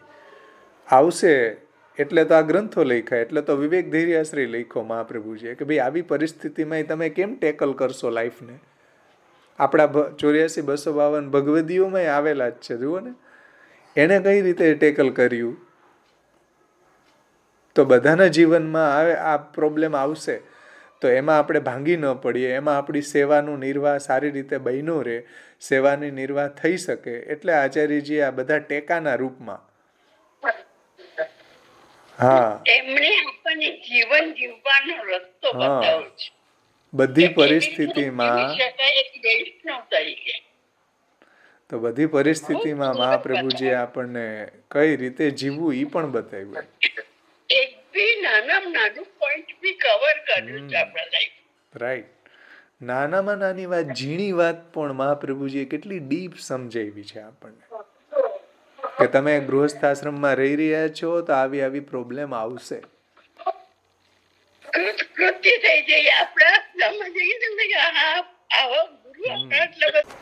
તો આટલી કેર આપણા મહાપ્રભુજીએ આપણી લીધી છે. આપણી અંદરની, આપણી બહારની, આપણી આધિભૌતિક, આધ્યાત્મિક, આધિદૈવિક બધા લેવલ ઉપર મહાપ્રભુજી આપણી કેર લીધી છે. બધી પરિસ્થિતિમાં કઈ રીતે આપણે જીવવું. જુઓ તમે, આ તો આપણા ભગવત સેવાનો નિર્વાહ સારી રીતે સિદ્ધ થાય, ભગવત કથાનો નિર્વાહ સારી રીતે સંપન્ન થાય, આ આપણો મુખ્ય ગોલ છે આમાં વિવેક ધૈર્યાશ્રયમાં. પણ અવાંતરતયા પણ આપણા જ રોજિંદા જીવનમાં, આપણા પરિવારમાં પણ જુઓ તમે, કેટલા આપણા જે પરિવારના લોકો જે છે આપણાથી સંતુષ્ટ રહેશે. આ એનું અવાંતર ફલય છે. સમજાણું ને? આના ઘણા અવાંતર ફલ પણ આપણને મળશે જે અહીં વર્ણિત નથી થયા. અહીંયા તો મહાપ્રભુજીએ આપણે ભજનનો નિર્વાહ કે આપણો આશ્રય દ્રઢ થાય, તો મેન ગોલ તો અહીંયા ભજન જ છે, ભક્તિ જ છે, શરણાગતિ છે. જે પૃથક શરણ માર્ગ ઉપર ચાલતો હોય એને પણ આટલા વિવેક અને ધૈર્ય અને આશ્રય એટલા જ જરૂરી છે. અને જે ભક્તિના પથ ઉપર ચાલી રહ્યો છે એને પણ એટલા જ ઇમ્પોર્ટન્સ છે વિવેક, ધૈર્ય, આશ્રય. પણ એની સાથે સાથે આપણે આપણા રોજિંદા જીવનમાં, આપણા પરિવારમાં કે આપણા સમાજમાં પણ આપણું જીવન જે છે એ એટલું દિવ્ય લાગશે કે બીજા લોકોને આપણા પ્રત્યે ધૃણા નહીં રહે. ઘણા બધા બીજા અવાંતર ફલ પણ આપણને પ્રાપ્ત થશે. આપણી ઇફેક્ટ, આપણી ઇમ્પ્રેશન એની ઉપર એટલી પડી જશે. એ બધા અવાંતર ફલ છે આપણા લોકના જીવનમાં પણ. અહીંયા એની ચર્ચા નથી કરી, પણ મળી જશે અવાંતર ફલો ઘણા બધા. આ રીતે જીવન જીવવાથી વિવેક, ધૈર્ય, આશ્રયપૂર્વક. હવે આપણે આશ્રયનું નિરૂપણ આગળ મહાપ્રભુજી કરે છે. તો આપણે ગોપીશજીની ટીકા લઈએ છીએ. એને બહુ સારી રીતે, જો કે બધા ટીકાકારોએ બહુ સુંદર સમજાવ્યું છે. હવે જેવી રીતના વિવેકમાં સ્વરૂપ લક્ષણ અને સાધન લક્ષણ હતું, જેવી રીતના ધૈર્યમાં સ્વરૂપ લક્ષણ અને સાધન લક્ષણ, એક સ્વરૂપ લક્ષણ ને 4 એના સાધન લક્ષણ, એ મહાપ્રભુજી આપણને સમજાવ્યા. એવી જ રીતના આશ્રયમાં પણ સ્વરૂપ લક્ષણ અને સાધન લક્ષણ મહાપ્રભુજી આમાં સમજાવ્યા છે. તો એહી કે પારલોકે છે સર્વથા શરણમ હરિ. આલોક અને પરલોક સંબંધી બધી બાબતોમાં એકમાત્ર શ્રી હરિ શરણ છે. હરિ જ મારા રક્ષક છે, હરિનો જ આશ્રય કરવો. આ એનું સ્વરૂપ લક્ષણ છે, આ એનું શિખર છે. હવે આ શિખર સુધી પહોંચવા માટે જો બધી કન્ડિશનમાં આપણું આવું નહીં રહે કે એહી કે પારલોકે છે સર્વથા શરણમ હરિ, બધી પરિસ્થિતિમાં આવો આશ્રય નભવો બહુ કઠિન છે ભાઈ. શિખર છે કે ચાલો હવે તમે વ્યાવૃત્તિ નથી જતા, એહી કે પારલોકે છે સર્વથા શરણમ હરિ, અમે તો હરિનો આશ્રય કરીને બેસી ગયા એટલે હવે અમારો દેહનો નિર્વાહ પણ થઈ જશે અને બધું પરિવારનો નિર્વાહ થઈ જશે, કેમ કે એહી કે પારલોકે છે સર્વથા શરણમ હરિ. આવો આશ્રય આપણો સ્ટ્રોંગ નથી. આ એનું શિખર છે, આ એનું સ્વરૂપ લક્ષણ છે. બધી પરિસ્થિતિમાં આ રીતે આપણે મુશ્કેલ છે.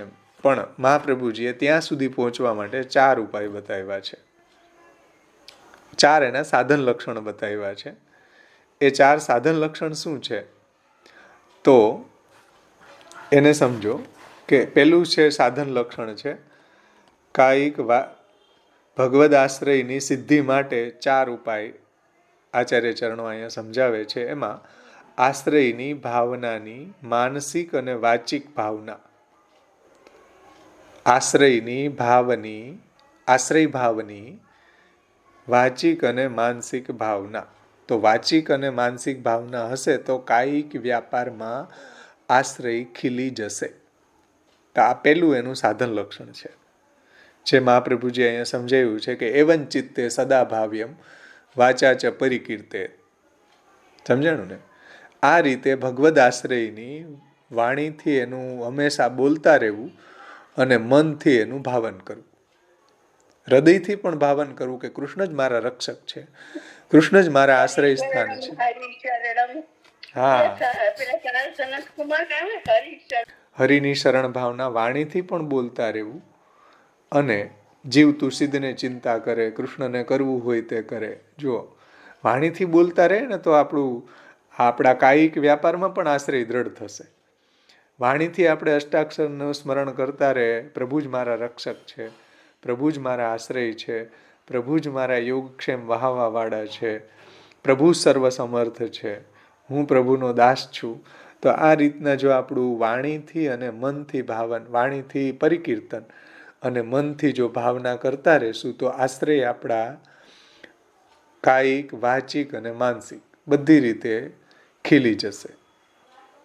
એટલા માટે પહેલું પગથિયું છે આશ્રય ભાવની માનસિક અને વાચિક ભાવના.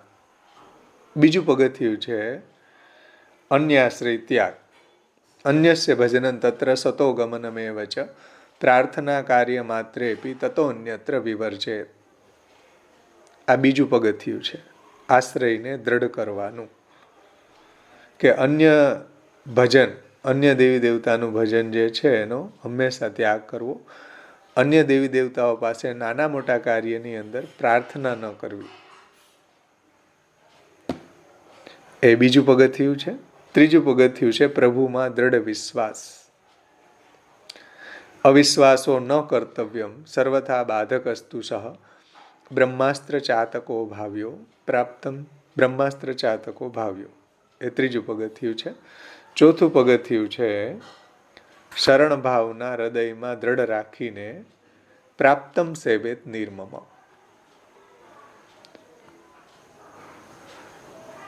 જે મહાપ્રભુજીએ ચોથું પગથિયું બતાવ્યું છે આશ્રયને દ્રઢ કરવાનું.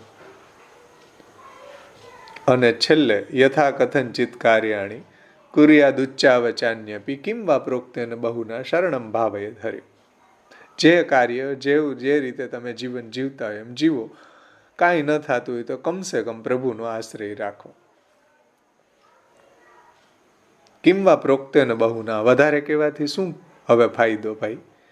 શરણમ ભાવયે ધરે, બધી પરિસ્થિતિમાં હરિની શરણ ભાવના કરવી. તો આ રીતના મહાપ્રભુજીએ આશ્રયનું સ્વરૂપ લક્ષણ અને આશ્રયને સિદ્ધ કરવાના 4 સાધન લક્ષણ અહીંયા સમજાવ્યા છે. આ રનવે છે. હવે આપણે ટીકાની અંદર જોઈએ તો આશ્રય તો નિરૂપ્યતે એહી કે પારલોકે ચ સર્વથા શરણમ હરિ. શ્રી ગોપીશજીની ટીકા છે પેજ નંબર 56 ઉપર. તો આશ્રયનું નિરૂપણ, આશ્રય તો નિરૂપ્યતે એ પદનો અર્થ એ છે કે હવે આશ્રયનો વિશેષ રૂપે સ્પષ્ટ કરીને એનું નિરૂપણ કરી રહ્યા છે, અર્થાત એનું સ્વરૂપ કહી રહ્યા છે. એટલે આશ્રયનું સ્વરૂપ સમજો. આશ્રયનું સ્વરૂપ લક્ષણ, આશ્રયને સિદ્ધ કરવાના સાધન લક્ષણ એ હવે મહાપ્રભુજી આપણને સમજાવે છે. કેમ કે વિવેક વગેરે બધા જ ગુણો ભગવદ આશ્રય વગર સિદ્ધ હોવા અસંભવ છે. પરફેક્ટ વિવેક હોય, ધૈર્ય હોય, પણ જો આશ્રય જ ન હોય તો શું થાય? આશ્રય વગર વિવેક ધૈર્ય જે છે એ જીરો જેવા છે. સમજો, 1 ન હોય જીરોની આગળ તો જીરોની શું વેલ્યુ ભાઈ? ઘણા બધા જીરો તમે લગાડી દો વિવેકના, ધૈર્યના, પણ આશ્રયનો જો એમાં એકડો ન લાગે તો બધા જીરો જેવી વેલ્યુ છે એની. એવું અહીં ટીકાકાર કહે છે કે વિવેક અને ધૈર્ય બધા જ ગુણો ભગવદ આશ્રય વગર સિદ્ધ હોવા અસંભવ છે. તેથી હવે આશ્રયનું નિરૂપણ આચાર્ય ચરણો કરી રહ્યા છે. આશ્રય કરવા પર બધું જ સિદ્ધ થઈ જશે. એટલે આશ્રય જો આપણો દ્રઢ થઈ ગયો તો વિવેક અને ધૈર્ય પણ બાય ડિફોલ્ટ આવશે. તેથી સર્વપ્રથમ એક સમુદાય દ્વારા, સમુદાયનો અર્થ એવો છે અહીંયા કે ઐહિક અને પારલૌકિક નો સમુદાય. એટલે બંને પરિસ્થિતિઓમાં ઐહિક અને પારલૌકિક, આલોક સંબંધી અને પરલોક સંબંધી બંને પરિસ્થિતિઓમાં કેવી રીતના આશ્રયને દ્રઢ રાખવો, કેવી રીતના આશ્રય રાખવો જોઈએ, આ વાત અહીંયા આપણને આચાર્ય ચરણો સમજાવે છે. તો આશ્રયનું સ્વરૂપ શું છે? ઐહિકે પારલોકે ચ સર્વથા શરણમ હરિ. આ આશ્રયનું સ્વરૂપ લક્ષણ છે. સમજાણું ને? જેમ કોઈ સ્વરૂપ હોય ને, જેમ સેવાનું સ્વરૂપ શું? સેવાનું સ્વરૂપ લક્ષણ શું ભાઈ? સિદ્ધાંત મુક્તાવલીમાં મહાપ્રભુજીએ સેવાનું સ્વરૂપ લક્ષણ બતાવ્યું. હા, ચેતસ્તત પ્રવણમ સેવા. ચેતસ્તત ચિત્તનું કૃષ્ણમાં પ્રવણ થવું એ સેવાનું સ્વરૂપ લક્ષણ છે. તો એવી રીતના આશ્રયનું સ્વરૂપ શું? તો એને શ્રી આચાર્યજી સમજાવે છે કે એહી કે પારલોકે ચ સર્વથા શરણમ હરિ.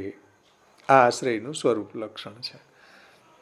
ભક્તિ માર્ગમાં અંગીકૃત જે જીવો છે એ જ્યારે ભગવત સેવામાં પ્રવૃત્ત થાય છે ત્યારે પ્રભુ સેવા સિવાય બીજા કોઈ કર્મોના સાધન કરવા એના માટે અસ્વધર્મ છે, સ્વધર્મ નથી.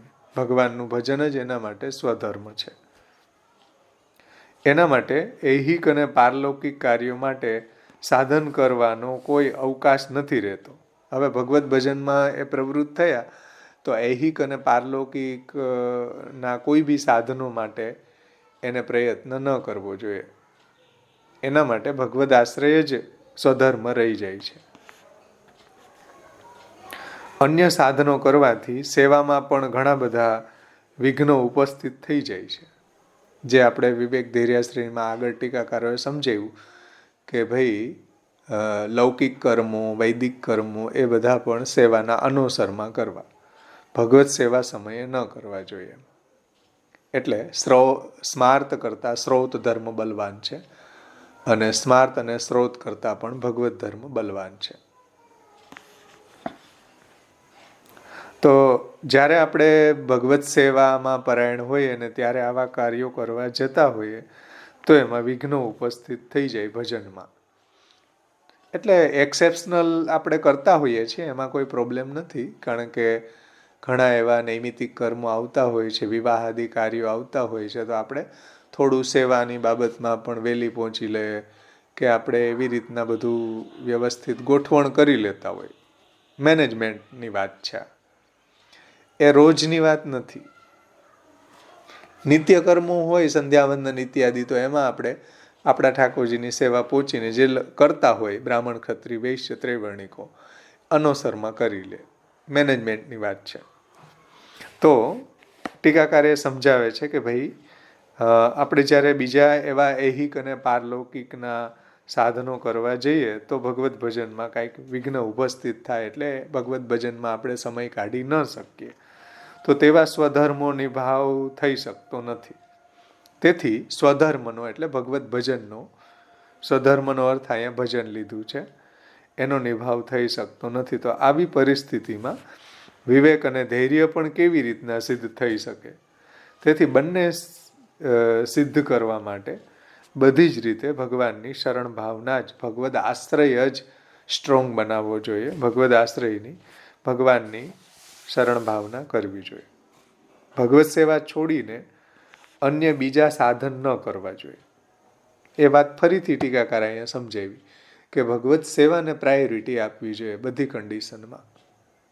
ક્યારેક અપવાદના રૂપમાં આપણે એવા કાર્યો હોય તો થોડું મેનેજમેન્ટ કરી લઈએ છીએ આપણે. શરણાગત થવાથી પ્રભુ સ્વયં જ બધું સંપાદિત કરશે. કેમ કે હરિ સમસ્ત દુઃખોને હરવાવાળા છે અને સ્વકીયોને નિરુપધિક ભગવત સંબંધી જે વસ્તુ જોઈતી હોય તે પ્રાપ્ત ન થવાથી ઉત્પન્ન થતું દુઃખ ને પ્રભુ હરશે, એ દુઃખને દૂર કરશે. એટલે જે કંઈ બી ભગવત સંબંધી પદાર્થોની આવશ્યકતા હશે એ પ્રભુ એને સંપાદિત કરી દેશે. કેમ કે પ્રભુ એના યોગ અને ક્ષેમ વહાવવાવાળા છે. તો પ્રભુ એને સંપાદિત કરશે, તો એનું જે આધિદૈવિક દુઃખ છે એને પણ પ્રભુ દૂર કરશે. અર્થાત ભગવત ભક્તોને પોતાનો સ્વાર્થ છોડીને ભગવત સંબંધી વસ્તુઓની જે કામના હોય છે, જે આપણે જોઈ ગયા કે વિશેષત ચેદાજ્ઞા સ્યાદ અંતઃકરણ ગોચર તદા વિશેષ ગત્યાદિ ભાવ્યમ ભિન્નંતુ દેહિકા. વિશેષ જો આજ્ઞા થતી હોય, જેમાં આપણો સ્વાર્થ ન હોય, આપણા સુખનો વિચાર ન હોય, ભગવત સુખના વિચાર હોય, તો એ રીતે કરવું જોઈએ. એ રીતે નથી થઈ શકતું તો પ્રભુ એને સંપાદિત કરશે. અને જો એ ભગવત સંબંધી વસ્તુ પ્રાપ્ત નથી થતી તો એમને દુઃખ થશે. જે વાત હમણાં આપણે જોઈએ, આધિદૈવિક દુઃખ. તો ટીકાકાર કહે છે કે ભાઈ ભગવાન હરિ છે, આપણું આધિદૈવિક દુઃખને પણ પ્રભુ હરવાવાળા છે. આપણું ભગવત સંબંધી જે કંઈ બી સેવા ઉપયોગી પદાર્થની આવશ્યકતા છે એને પણ પ્રભુ સંપાદિત કરશે. એટલે અહીંયા હરિ શબ્દને સમજાવ્યો છે કે ઐહિક એ પારલોકે ચ સર્વથા શરણમ હરિ. ઐહિક અને પારલૌકિક બધી પરિસ્થિતિમાં આપણે એકમાત્ર પ્રભુનો શરણ ગ્રહણ કરવું જોઈએ, પ્રભુનો જ આશ્રય રાખવો જોઈએ. હવે શ્રી મહાપ્રભુજી કઈ કઈ કન્ડિશનમાં પ્રભુનો આશ્રય રાખવો એને ઉપલક્ષણ વિધિથી ગણાવે છે. જોકે બધી કન્ડિશનમાં રાખવો જોઈએ, પરંતુ મહાપ્રભુજી અહીંયા ઉપલક્ષણ વિધિથી અમુક કન્ડિશનને ગણાવે છે કે ભાઈ દુઃખહાનો તથા પાપે ભયે કામાદિ અપૂર્ણે ભક્તદ્રોહે ભક્તિ અભાવે ભક્તેશ્ચ અતિક્રમે કૃતે ભક્તેશ્ચાતિક્રમે કૃતે. પછી અશક્ય પરિસ્થિતિમાં સુશક્ય પરિસ્થિતિમાં અહંકાર થઈ જાય ત્યારે અહંકાર કૃતે ચૈવ પોષ્ય પોષણ રક્ષણે, એટલે પોષ્યના પોષણમાં એના રક્ષણમાં. પછી પોષ્યાતિક્રમણે, જે પોષ્ય વર્ગ છે જેનું આપણે ભરણ પોષણ કરી રહ્યા છીએ એ લોકો આપણી ઉપર અતિક્રમણ કરે ત્યારે, અને અહંકાર કૃતે ચૈવ, આપણને કોઈ એવો અહંકાર આવી જાય, પોષ્ય પોષણ રક્ષણે તથા અંતેવાસ્યતિક્રમે, અંતેવાસી એટલે શિષ્ય વર્ગ પણ ગુરુ ઉપર અતિક્રમણ કરે ત્યારે, અને આપણું મન જે છે એ અલૌકિક મનની સિદ્ધિમાં, એટલે મન છે એ આપણું ભગવદ સેવામાં માનસી યોગ્ય મનની સિદ્ધિમાં પણ હરિના શરણની ભાવના કરવી. આ કન્ડિશન ગણાવી છે, ઉપલક્ષણ વિધિથી ગણાવી છે, પણ આટલી જ નહીં, સમજી લેવાનું બધી પરિસ્થિતિમાં હરિની શરણ ભાવના કરવી જોઈએ. તો એક એક વાતને ટીકાકાર બહુ સુંદર રીતે સમજાવે છે કે ભાઈ દુઃખ હાનો આ પ્રકારે ઐહિક અને પારલૌકિક સમુદાય દ્વારા આશ્રયને મહાપ્રભુજીએ સમજાવ્યો કે ભાઈ એ આલોક સંબંધી અને પરલોક સંબંધી બધી બાબતોમાં પ્રભુનું શરણ ગ્રહણ કરવું જોઈએ. એની ચિંતા આપણે ન કરવી જોઈએ. ઐહિક હવે મારું શું થશે કે પરલોકમાં શું થશે, બધી પરિસ્થિતિમાં ઐહિક આલોક સંબંધી બાબતોમાં પરલોક સંબંધી બાબતોમાં પણ એકમાત્ર હરિનો જ આશ્રય રાખવો, એવું મહાપ્રભુજી આપણને અહીંયા સમજાવે છે, જે સ્વરૂપ લક્ષણ છે. પછી એક એક વાતને ગણાવે છે ઉપલક્ષણ વિધિથી કે દુઃખહાનો વગેરે શબ્દોથી કહે છે કે અત્યાર સુધીનું જે સ્વરૂપ ઐહિકે પારલૌકે બંને અર્થોમાં સમજાયું છે, તો હવે અહીંયાથી આ જ આશ્રયના સ્વરૂપને બંને અર્થોમાં મહાપ્રભુજી સમજાવી રહ્યા છે કે ભગવત સેવામાં પ્રવૃત્ત થવાવાળા ભક્તિ માર્ગીને ઉપર કહેલ દેહ સંબંધી, ઇન્દ્રિય સંબંધી, આત્મા સંબંધી એટલે કે આધિભૌતિક, આધ્યાત્મિક અને આધિદૈવિક દુઃખોને આવી પડે તો શું કરવું, અને એ દૂર કરવા સમર્થ નથી તો શું કરવું? તો મહાપ્રભુજી કહે છે કે દુઃખહાનો એટલે દુઃખને દૂર કરવામાં પણ એકમાત્ર હરિની શરણ ભાવના કરવી. દુઃખને દૂર કરવા માટે દુઃખથી ચિત્તમાં થયેલો જે ઉદ્વેગ છે, જે ક્લેશ છે, જે ચિંતા છે, એને પણ દૂર કરવા માટે ધૈર્યપૂર્વક ભગવાનની શરણ ભાવના કરવી જોઈએ. સમજાણું ને? દુઃખ આવી પડે આપણા જીવનમાં કે જેનો આપણે પ્રતિકાર કરવા સમર્થ નથી, સહન કરવા સમર્થ નથી, તો દુઃખહાનો, દુઃખને દૂર કરવામાં પણ પ્રભુની શરણ ભાવના કરવી જોઈએ. આનાથી બધું જ સિદ્ધ થશે. તેથી દેહ ઇન્દ્રિયના પ્રત્યેક કાર્યોને ભગવાન માટે આપણે કરી રહ્યા છીએ એવી ભાવના કરવી જોઈએ.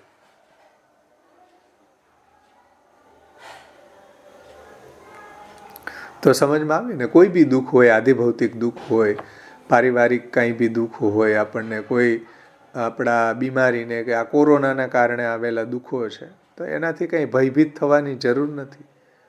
આખી દુનિયા ધ્રુજતી હતી, આખી દુનિયા ડરતી હતી. ભગવાનના ભક્તો છે એનાથી ડરતા ન હોય. આવી ગયા તો આવી ગયા ભાઈ કોરોના, એવી કોઈ મહામારી, કોઈ બીમારી આવી જાય તો એનાથી ભક્તોને ડરવાની આવશ્યકતા નથી. એના માટે તો આ ઐહિક અને પારલોકમાં હરિશરણ છે. સમજાણું ને? જે લોકોને ભગવદ આશ્રય નહોતો એ બધા ડરી રહ્યા હતા. ભૂકંપ ઇત્યાદિમાં, કોરોના ઇત્યાદિમાં, પણ ભક્તો તો નિર્ભય થઈને જીવે છે, નિર્ભય થઈને ભજન કરે છે. એ આશ્રયને મહાપ્રભુજી દ્રઢ કરવા માગે છે કે આવી ગમે એવી પરિસ્થિતિમાં પણ ભક્તો છે નિર્ભય થઈને જ જીવે છે, એને આવો કોઈ ભય રહેતો નથી. તો દુઃખ હાનો, આવા દુઃખ આવી પડે તો પણ હરિની શરણ ભાવના એણે કરવી જોઈએ. તથા પાપે, પાપ થઈ જાય આપણાથી, એને ટીકાકાર સમજાવે છે કે પાપનું નિવારણ કરવા માટે અને ભગવાનની શરણાગતિ કરતા પહેલા પ્રમાદવશ ઉત્પન્ન થયેલા પાપનું નિવારણ કરવા માટે અને સેવામાં થવાવાળા ભગવદ વિષયક અને દેહ ઇન્દ્રિયોથી થવાવાળા ભગવદ અપરાધનું નિવારણ કરવા માટે ભગવાને હું તમને સમસ્ત પાપોમાંથી મુક્ત કરીશ એવું ભગવાનનું વચન છે શ્રીમદ ભગવદ્ ગીતામાં 18મા અધ્યાયના 66મા શ્લોકમાં. અહમ ત્વા સર્વ પાપેભ્યો મોક્ષયિષ્યામિ મા શુચિ. હા, તો આપણાથી કોઈ એવું પાપાચરણ થઈ જાય પ્રમાદ વસાદ, તો પણ બીજા કોઈ પ્રાયશ્ચિત ન કરતા એકમાત્ર હરિનું શરણ ગ્રહણ કરવું જોઈએ. એ વાત ટીકાકાર અહીંયા સમજાવે છે. અને એમાં ભગવદ ભક્તોનો અપરાધ થઈ જાય, ભગવદ અપરાધ થઈ જાય આપણાથી, તો એને પણ અહીંયા ગણાવી રહ્યા છે. જુઓ, ભગવદ અપરાધનું નિવારણ માટે ભગવાનની શરણાગતિ કરવી, કે હું બધા જ પાપોમાંથી મુક્ત કરીશ એવું ભગવાને જ આજ્ઞા ભગવદ્ ગીતામાં કરી છે. એટલે આ અપરાધોના નિવારણ માટે અન્ય બીજું પ્રાયશ્ચિત ન કરવું જોઈએ. સમજાય ને? બીજા કોઈ પ્રાયશ્ચિત ઉપર રિલાય ન થવું જોઈએ. બીજા પ્રાયશ્ચિત ઉપર આપણે રિલાય થાય તો ભગવદ આશ્રય છૂટી જાય આપણો, કે ઓહો આ પ્રાયશ્ચિત કરવાથી અમારું આ પાપ દૂર થઈ જશે. હવે પ્રાયશ્ચિત બધું એવું જ છે, કુંજર સ્નાનવત, જે ભાગવતમાં સુખદેવજી કહે છે કે કર્મ માર્ગની અંદર બધા પ્રાયશ્ચિત કેવા છે, કુંજર સ્નાનવત છે, કે હાથી છે સ્નાન કરે ને પછી જેવો બહાર નીકળીને પાછો ધૂળ ઉડાડે. એટલે કે આજે પ્રાયશ્ચિત કર્યું ને કાલે પાછું પાપાચરણ કરે, બીજે દિવસે પાછું પ્રાયશ્ચિત કરે. તો આ બધા પ્રાયશ્ચિત તો એનું સાયકલ ચાલતું જ રહે, દૂર જ ન થાય. એટલે આપણે ત્યાં એવા કોઈ પ્રાયશ્ચિતનો આશ્રય ન કરીને ભગવાનનો આશ્રય કરવો જોઈએ. તથા પાપે, પાપાચરણમાં, તો આ અપરાધોના નિવારણ માટે અન્ય બીજું પ્રાયશ્ચિત ન કરવું જોઈએ. અને આ કારણથી અને આ રીતે કરવાથી શરણ ધર્મનો ભંગ થઈ જાય. બીજા પ્રાયશ્ચિત ઉપર રિલાય કરવાથી શરણ ધર્મનો ભંગ થાય છે એવું અહીંયા ગોપીશજી કહે છે. તથા પાપે, એની ટીકામાં બીજા પ્રાયશ્ચિત કરવામાં બીજા કોઈ દેશકાલ દ્રવ્ય કરતા મંત્ર કર્મની શુદ્ધિ તો છે નહીં ભાઈ. એટલે ભગવાન ઉપર રિલાય કરવું જોઈએ, ભગવદ આશ્રય રાખવો જોઈએ. જે કંઈ બી પાપાચરણ છે, બ્રહ્મ હત્યાદિક અઘટડે, ભગવદનું ભજનમાં ભગવદ આશ્રય કરવાથી તો મોટા મોટા અઘ જે છે એ પણ એના દૂર થઈ જાય છે. આપણા વાર્તા પ્રસંગોમાં આવે, તમે જુઓ કે રૂપ મુરારી દાસ છે જે શિકારી હતા, બાદશાહના કેટલી બધી હત્યાઓ કરી હશે. મેહા ઢીમર છે, કેટલી બધી માછલાઓ માર્યા હશે. કટહરિયા છે, કેટલા મર્ડર કર્યા હશે, કેટલાને લૂંટી લીધા હશે. તો આવા બધા પાપાચરણ કરેલા આવે જ છે આપણે ત્યાં. અને પ્રભુએ એના પાપને દૂર કરેલા છે. ભગવાનની પણ આજ્ઞા છે ભગવદ્ ગીતામાં કે અપિચેત્સ દુરાચારો ભજતે મામ અનન્ય ભાગ સાધુરેવ સમંતવ્યમ સમ્યક વ્યવસિતો હિ સ ક્ષિપ્રમ ભવતી ધર્માત્મા સસ્વચ્છાંતિ નિગચ્છતિ કોંતે પ્રતિ જાનીહિ ન મે ભક્ત પ્રણશ્યતિ. ગમે એવો દુરાચારી હોય, ગમે એવો પાપી હોય, છતાં પણ જો એ ભગવાનનું અનન્ય શરણ ગ્રહણ કરે છે તો બધા પાપોથી મુક્ત થઈ જાય છે. એટલે અને ભગવાન આમે છે ને પ્રભુએ આપણને મહાપ્રભુએ તો સદોષ સ્વીકાર કર્યા છે, નહીં તો આપણે કશું કરી જ ના શક્યા હોત. હા, કે જીવનો સદોષ જ અંગીકાર કર્યો છે કે ભગવાનના ભજનમાં આ દોષો એને બાધારૂપ નહીં થાય. બાકી તો શાસ્ત્રને પૂછો તો શુદ્ધાશ્ચ સુખિનશ્ચૈવ બ્રહ્મ વિદ્યા વિશારદા તે ભગવત સેવને યોગ્ય ન અન્ય. જે શુદ્ધ હોય, સુખી હોય, જેની શુદ્ધ હોય એની અવિદ્યા ચાલી ગઈ હોય, બ્રહ્મ વિદ્યામાં વિશારદ થઈ ગયા હોય. સુખીમાં કયો શબ્દ લેવાનો? સુખીમાં સુખી હોય તો જ ભજનનો નિર્વાહ સારી રીતે થાય ને. તમને દુઃખી હોય તો રોદણા, તમે દુઃખના રોદણા રહો કે ભજન કરો. સુખી હોય એ ભજન કરી શકે ને. શુદ્ધાશ્ચ સુખિનશ્ચૈવ બ્રહ્મ વિદ્યા વિશારદા. જે વૈરાગ્ય, સાંખ્ય, યોગ, તપો, ભક્તિશ્ચ કેશવે એનાથી સંપન્ન હોય, બ્રહ્મ વિદ્યા વિશારદ હોય, તે ભગવત સેવને યોગ્ય. આવો હવે આપણે ક્યાંથી કાઢવો? જન્મના જન્મ વયા છે. એટલે આ બહુ મોટી કૃપા મહાપ્રભુજી અને ઠાકોરજીએ કરી છે કે જેને તમે બ્રહ્મ સંબંધ આપશો એના દોષ બ્રહ્મ સંબંધ કરણાત સર્વેશામ દેહ જીવીય સર્વ દોષ નિવૃત્તિ. તો સદોષ પ્રભુએ આપણો સેવાનો અંગીકાર કરે છે. અને દોષ આપણા જે કંઈ એનો મતલબ એવો પણ નથી કે આપણે દોષ કરવા. એટલે ભજન કરવા વાળાને દોષ કરવાની છૂટ નથી. પણ આપણા હશે કંઈ શરણે આવ્યા પહેલાના, એને દૂર પ્રભુ કરી દે છે. એટલે ભગવાને કહ્યું કે અપિચેત્સ દુરાચારો ભજતે મામ અનન્ય ભાગ. મારું અનન્યતાથી ભજન કરતા હોય તો એના દોષને ખતમ હું કરી દઈશ. પણ અનન્ય ભજનમાં પ્રવૃત્ત થયા પછી એ દોષ નથી કરતો દોષ ન કરતો હોવો જોઈએ. એની સાવધાની આપણે રાખવી જોઈએ કે ભજન કરવા વાળાને દોષ કરવાની છૂટ નથી. એનો મતલબ એવો નથી કે હાલો હવે તો ભગવાન બધા દુરાચારીને પ્રભુ ધર્માત્મા બનાવી દે છે, એના દોષનો નાશ કરી દે છે, તો ચાલ હવે શરણે આવીને દોષ કરશું. કેમ કે ભગવાન તો હવે આપણા દોષને દૂર કરી જ દે છે. એટલે હવે દોષ કરવામાં શું વાંધો?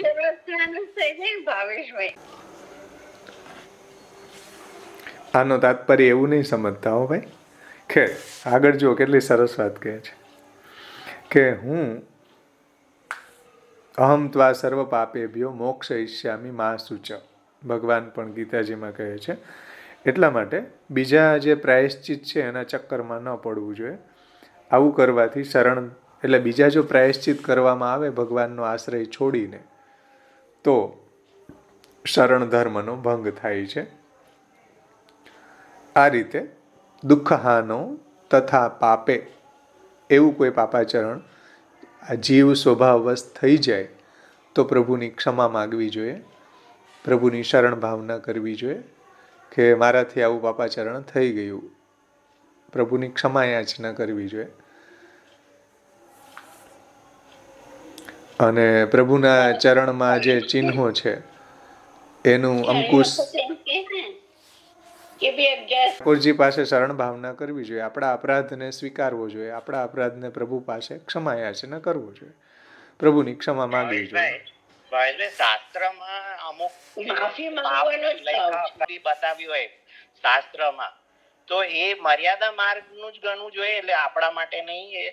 એટલે જે અમુક વેદમાં કે શાસ્ત્રમાં કે ભાઈ તમે આ કર્યું તો તમારે આનું આ પ્રાયશ્ચિત કરવું જોઈએ, આ કર્મ કરવું જોઈએ. તમે સંધ્યા વંદન ટાઈમે ન કર્યું તો અમુક એનું પ્રાયશ્ચિત બતાવ્યું. સંધ્યા વંદન તો સમજી ગયું, એમાં તો કોઈ ઇશ્યુ નથી. પણ એ સિવાયના બીજા બી અમુક ના એ લોકોએ પ્રાયશ્ચિત બી આપ્યા છે કે તમે આ ખોટું કર્યું તો એનું તમારે આ પ્રાયશ્ચિત કરવાનું. હા, તો એવી પરિસ્થિતિમાં પણ હરિની શરણ ભાવના કરવી જોઈએ. અમુક પ્રાયશ્ચિતો બતાવ્યા છે પણ એ કર્મના ત્યાં અંગરૂપે બતાવ્યા હોય તો એની ઉપર રિલાય ન કરવું જોઈએ, એની ઉપર રિલાય ન કરવું જોઈએ. ભગવાન ઉપર રિલાય કરવું જોઈએ. એટલે એવી તો આપણે ઘણા બધા નિત્ય કર્મો નૈમિત્તિક કર્મો કરી રહ્યા છીએ ભગવદ આજ્ઞા માનીને, પણ આપણે એનો આશ્રય નથી કરતા. એમ એવી રીતના પ્રાયશ્ચિત કર્મ પણ છે એમાં. તો મર્યાદા ભક્ત કહેવાશે ને, મર્યાદા ભક્તિ કહેવાશે ને એ ભાઈ, કે આપણાથી ઘણી વખત એવા નાના મોટા પાપાચરણ થઈ જતા હોય કે ભગવદ અપરાધ વગેરે છે કે વૈષ્ણવ અપરાધ છે, તો એવી બધી પરિસ્થિતિમાં પ્રભુની સામે આપણે ક્ષમાયાચનામાં કરવી જોઈએ, ભગવાનની શરણ ભાવના કરવી જોઈએ, ગિલ્ટી ફીલ થવી જોઈએ એની થોડી. આગળ કહે છે દુઃખહાનો તથા પાપે ભયે. હવે આવે છે ભયની અવસ્થા. આપણા જીવનમાં મોટો ભય આવી જાય તો શું કરવું? ભયે કે કોઈ રાજા વગેરેનો ભય, અથવા તો કોઈ ચોરોનો ભય, અથવા કોઈ રોગનો ભય, કે કોરોના કે ભૂકંપનો ભય. તો આ બધી પરિસ્થિતિમાં બધું જ લોકો ભયભીત હોય. આમાં કોણ કોને આશ્વાસન આપે? તો આવી ભયની અવસ્થામાં પણ શરણ ભાવના જ કરવી કે પ્રભુ જે કરશે એ આપણું હિત જ કરશે. પ્રભુનો જ આશ્રય આપણો દ્રઢ રાખવો. આપણે ભયભીત થવાની જરૂર નથી. ભય આવી પડ્યો છે કોરોનાનો, ચોરનો, કે ભૂકંપનો, કે કોઈ રાજા વગેરેનો, યવનોનો, તો પ્રભુની શરણ ભાવના કરવી જોઈએ. પોતાના દ્વારા કરેલા પાપ એવં ભગવદ અપરાધના વિષયમાં સર્વત્ર આદિ ભૌતિક વગેરે 3 પ્રકારના દુઃખો થાય છે એ જાણી લેવું. પોતાના દ્વારા કરેલા પાપ એવં ભગવદ અપરાધના વિષયમાં, એટલે ઘણી વખત આપણે એવું કોઈ પાપાચરણ આપણાથી થઈ જાય, કોઈ ભગવદ અપરાધ થઈ જાય, ભગવદ ભક્તોનો અપરાધ થઈ જાય, તો એને કારણે પણ આપણને કોઈ ભૌતિક દુઃખો આવે, દેહ સંબંધી દુઃખો આવે છે, એવું ટીકાકાર કહે છે. જુઓ, પ્રભ્વ અપરાધી અપરાધ વિષયે ચ આદિ ભૌતિક આદિ ત્રયમ સર્વત્ર જ્ઞેયમ. ભગવદ અપરાધ, ભક્ત અપરાધ, આવા બધા અપરાધો માટે, અપરાધો ન થાય એના માટે આપણે સાવધાની રાખવી જોઈએ. તો એને કારણે આ 3 દુઃખો આવી શકે છે: આદિ ભૌતિક, આધ્યાત્મિક, આધિદૈવિક. તો આના માટે આપણે સાવધાન રહેવું જોઈએ. આપણા વાર્તા પ્રસંગોમાં પણ આવા ઘણા પ્રસંગો આવે કે ભગવાન ઠાકોરજીની સામે નૃત્ય કરતા હતા અને કોઈ રાજા વગેરે આવ્યું તો એની સામે એને પ્રાયોરિટી આપવા માંડી ગયા, એને નૃત્ય, એની સામે નૃત્ય કરવા લાગી ગયા. જેમ હવેલીની અંદર જોઈએ ને કે પંખો કરતા હોય પણ ધ્યાન દર્શનાર્થી સામે હોય કે કોણ મનોરથી આવ્યો, તો એમાં ભગવદ અપરાધ થાય. ઠાકોરજીની પ્રાયોરિટી ન રહે, ઠાકોરજીની મુખ્યતા ન રહે. તો વાર્તા પ્રસંગની અંદર આવે છે કે ભાઈ એ નૃત્ય પછી રાજા સામે કરવા લાગી ગયા. એ કોઈ હતા ભક્ત, તો અપરાધના કારણે હિનયોનીમાં ક્યાંક જન્મ થયો, એવો પ્રસંગ આવે છે. તો ઘણી વખત એવો ભગવદ અપરાધ, ભગવાનની સામે આપણે એવો અહંકાર કરી બેસીએ, આવો એવો પ્રોઢિભાવ આપણામાં પ્રગટ થઈ જાય, પ્રભુ ઉપર દોષારોપણ કરી બેસીએ, ઘણી રીતે ભગવદ અપરાધ થઈ શકે. તો આવી પરિસ્થિતિમાં આપણને ઘણી વખત આદિભૌતિક, આધ્યાત્મિક કે આધિદૈવિક કંઈ દુઃખો આવે તો બધી પરિસ્થિતિમાં શરણ ભાવના રાખવી જોઈએ, એવું અહીંયા તાત્પર્ય જણાય છે. કિરીટભાઈ, જરા આપનો ઓડિયો વિડિયો બંધ કરો. દુઃખહાનો તથા પાપે ભયે કામાદ્ય પૂર્ણે. જો ભગવદાશ્રય આપણો સ્ટ્રોંગ હશે તો બધી જ જે ભયની કન્ડિશનમાં બધા લોકો ભય પામતા હશે, પણ પ્રભુના ભક્તો છે નિર્ભય હશે. વાર્તા પ્રસંગોમાં પણ આપણે જોઈ શકીએ છીએ કે મોટા મોટા રાજાઓની સામે પણ ભગવત ભક્તો છે નિર્ભયતાથી રહ્યા છે.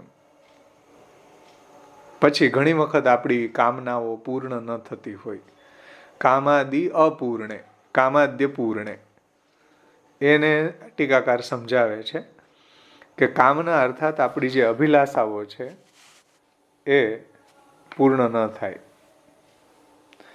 તો અભિલાષા જે આપણી કરવામાં આવે છે એ પદાર્થો આપણા અભિલષિત પદાર્થો બે પ્રકારના હોય, એક લૌકિક અને એક ભગવત સંબંધી હોય. આપણા અભિલષિત પદાર્થો, આપણી કામનાઓ બે પ્રકારની હોય, લૌકિકી હોય ને અલૌકિકી હોય. એમાં પણ લૌકિક પદાર્થો પાછા બે પ્રકારના હોય, એક દેહ સંબંધી હોય અને બીજા ઇન્દ્રિય સંબંધી હોય. સમજો, લૌકિક આપણી જે કામનાઓ છે, લૌકિક પદાર્થોની જે કામનાઓ છે, તો લૌકિક પદાર્થો પણ બે પ્રકારના હોઈ શકે, એક દેહ સંબંધી અને એક ઇન્દ્રિય સંબંધી. તો આ બધા પદાર્થોની પૂર્તિ કરવામાં પણ હરિની શરણ ભાવના કરવી જોઈએ. એટલે આપણી જે કંઈ બી લૌકિક કામનાઓ છે કે અલૌકિક કામનાઓ છે, ભગવત સંબંધી કામનાઓ જે છે, જો કે ભક્ત હોય તો એવી લૌકિક કામનાઓ ન હોય, કેમ કે ભક્તની લૌકિક કામનાઓનો તાત્પર્ય ભગવત સંબંધી જ હશે. સમજો, ભક્તની કદાચ કંઈ લૌકિક કામનાઓ હોય તો એનું તાત્પર્ય ભક્તિમાં જ હોવું જોઈએ. કે જેમ ઘર લેવું છે, તો ઘર લેવું શા માટે? કે ભાઈ સારી રીતે પ્રભુનું ભજન એમાં થઈ શકે. તો એની જે લોકની કામનાઓ છે એ પણ ભગવદગામી જ હશે. પુત્રે કૃષ્ણ પ્રિય રતિ ઇત્યાદિ ઇત્યાદિ એ ઇન્દ્રિય સંબંધી છે. દેહ સંબંધી હોય તો એ ભગવદગામી જ હોવી જોઈએ. તો બધી કન્ડિશનમાં હરિની શરણ ભાવના કરવી જોઈએ. અને લૌકિક અભિલાષાઓમાં પણ વિશેષ એક અભિલાષા ભક્તદ્રોહે વગેરે શબ્દોથી આચાર્ય ચરણો કહે છે કે આપણી પ્રમાદવશ, જીવ સ્વભાવવશ કોઈ ભક્તનું ખરાબ થઈ જાય તો એવો અપરાધ કોઈના દ્વારા દૂર ન થઈ શકે. આપણા પ્રમાદવશ, આપણા અહંકારવશ, આપણા જીવના સ્વભાવવશ ક્યારેક એવા કોઈ મોટા ભગવત ભક્તોનો અપરાધ થઈ જાય તો એ અપરાધ દૂર ન થઈ શકે. મર્યાદા માર્ગમાં પણ એવો અપરાધ ક્ષમ્ય નથી, તો પછી પુષ્ટિ માર્ગમાં તો કૈમુતિક ન્યાયથી કેવું શું? મર્યાદા માર્ગમાં પણ એવો અપરાધ ક્ષમ્ય નથી થતો. તો એને સમજાવવા માટે ટીકાકાર 9મા સ્કંધના 4થા અધ્યાયનો અંદર જે અંબરીશ રાજાનું ઉપાખ્યાન છે અહીંયા સમજાવે છે કે જેવી રીતના દુર્વાસા ઋષિએ રાજા અંબરીશનું અનિષ્ટ કરવાની ઈચ્છા કરી તો સ્વયં એમના ઉપર આપત્તિ આવી. કોઈ મહાપ્રભુજીમાં ભગવત સેવા પરાયણ ભક્ત હોય, કોઈનું કાંઈ એ ખરાબ ન ઈચ્છતા હોય અને એનું પણ જો કોઈ ખરાબ ઈચ્છે તો એ અપરાધ એને બહુ ભારી પડી જાય. જેવી રીતના અમરીશનો અપરાધ દુર્વાસાએ કર્યો. તો એ પ્રસંગ અહીંયા ટાંકે છે કે દુર્વાસા અને અંબરીશ રાજાની કથા દ્વારા એ જાણવામાં આવે છે. એ રીતે ભક્ત દ્રોહે, કોઈ ભક્તનો દ્રોહ થઈ જાય, જે ભક્ત આપણો દ્રોહ નથી કરતો, જે ભક્ત કોઈનો દ્રોહ નથી કરતો, એનો જ્યારે આપણે દ્રોહ કરીએ ત્યારે પ્રભુ નારાજ થઈ જાય. એટલે કીર્તનમાં પણ આવે કે શ્રીપતિ દુઃખી ભક્ત અપરાધે. શ્રીપતિ એટલે ઠાકોરજી, દુઃખી ભક્ત અપરાધે. જો કોઈ ભક્તનો અપરાધ કરે તો ઠાકોરજી બહુ નારાજ થઈ જાય. હા, શ્રીપતિ દુઃખી ભક્ત અપરાધે. પછી ઘણું બધું એમાં વર્ણન છે કે ભાઈ એ મારું ઘણી બધી સેવા કરતો હોય, મારું ઘણું ભજન કરતો હોય, છતાં પણ મારા ચરણને એ પૂજે છે અને મારા શિરનું છેદ કરે છે. એવું સુરદાસજીનું કીર્તન છે. ચરણને ભજે છે અને શિરનું છેદન કરે છે. આ તો એના જેવું થયું. એટલે શ્રીપતિ દુઃખી ભક્ત અપરાધે. ઠાકોરજી એમ કે ભાઈ મારો અપરાધ કરે કોઈ તો હું એને લેટ ગો કરી દઉં, રફે દફે કરી દઉં, ચાવા દઉં, એને માફ કરી દઉં. પણ કોઈ ભક્તનો અપરાધ કરે તો હું એને દંડ આપું છું, એવું ઠાકોરજી કહે છે. તો ભક્તના અપરાધથી ડરવું જોઈએ. અને આપણા વાર્તા પ્રસંગોમાં પણ આવે કે ભાઈ ભક્તનો અપરાધ કરવાથી ઘણો બધો અંતરાય પણ થાય છે, સેવા પણ છૂટી જાય છે, ભગવત્કૃત પ્રતિબંધ પણ આવે છે. એવું પણ સેવાફલની ટીકામાં ટીકાકારો કહે છે કે ભાઈ ભગવત્કૃત પ્રતિબંધ આવવાનું કારણ શું? તદા ભગવત્કૃત પ્રતિબંધ ચેત તદા સેવા નાધિદૈવિકી તદા જ્ઞાન માર્ગેણ સ્થાતવ્યમ શોકાભાવા યેતિ વિવેક.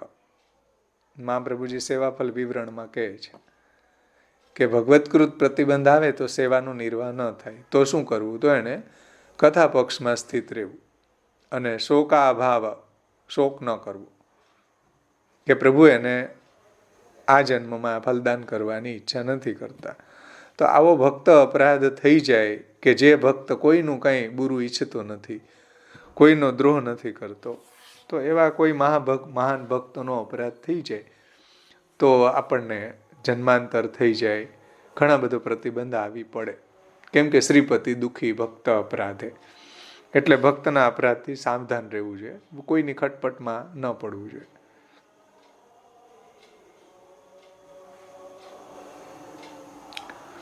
એ વાત અહીંયા ટીકાકાર સમજાવે છે. જુઓ કે ભગવાનની પાસે આવી કન્ડિશનમાં પણ પ્રભુની શરણ ભાવના કરવી જોઈએ, જે અમરીશ રાજાના પ્રસંગથી સમજાવ્યું છે.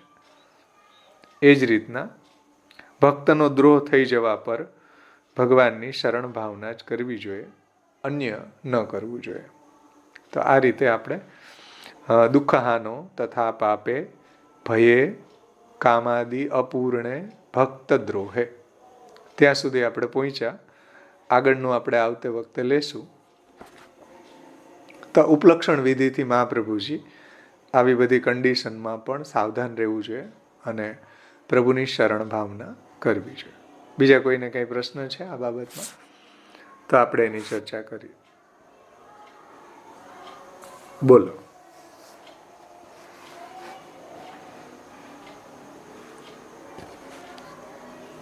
અપરાધ કર્યો છે આપણને કેમ ખબર પડે ભાઈ? હા,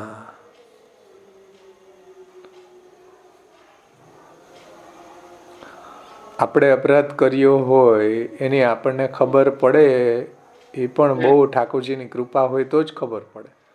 નહીતર તો અપરાધ કર્યો એ ખબર ન પડે આપણને. ખબર ન પડે. આપણે કોઈનો અપરાધ કર્યો હોય તો ગિલ્ટી ફીલ તો થાય કે નહીં? કોઈને આપણે કઈ કહી દીધું, ફેર ના પડે. પરેશભાઈ નોઈંગલી કર્યો તો ગિલ્ટ બી ફીલ થાય, પણ નોઈંગલી બી તો થઈ જતો. અપરાધ કરીએ એની પહેલા આપણે એમાં પિંજણમાં પડીએ જ નહીં ને. કાદવની અંદર પગ નાખીને ધોવો એના કરતાં આ બધાથી સાવધાન રહેવું જોઈએ. આપણને સમય જ ન મળવો જોઈએ આવું કોઈની પિંજણ કરવાનો, કોઈની પંચાયત કરવાનો, કોઈની ખટપટ કરવાનો. આપણી પાસે ટાઈમ જ નથી. આપણે આપણા મહાપ્રભુજીના ગ્રંથો, આપણો સેવાનો પ્રકાર, આપણો કથા ગુણગાનનો પ્રકાર એટલો વિસ્તાર છે કે આપણને એટલો ટાઈમ જ નથી કે આપણે બીજાની ખણખોદ કરી. જે સાવ નવરી બજાર છે એને આ ધંધો છે એનો. એ પ્રવાહી જીવનું કાર્ય છે, એ દૈવી જીવોનું કાર્ય જ નથી. એટલે બધાથી દૂર રહીને, અલિપ્ત રહીને, જલકમલવત રહીને આમાંથી બચવું કેમ, એ મહત્વનું છે.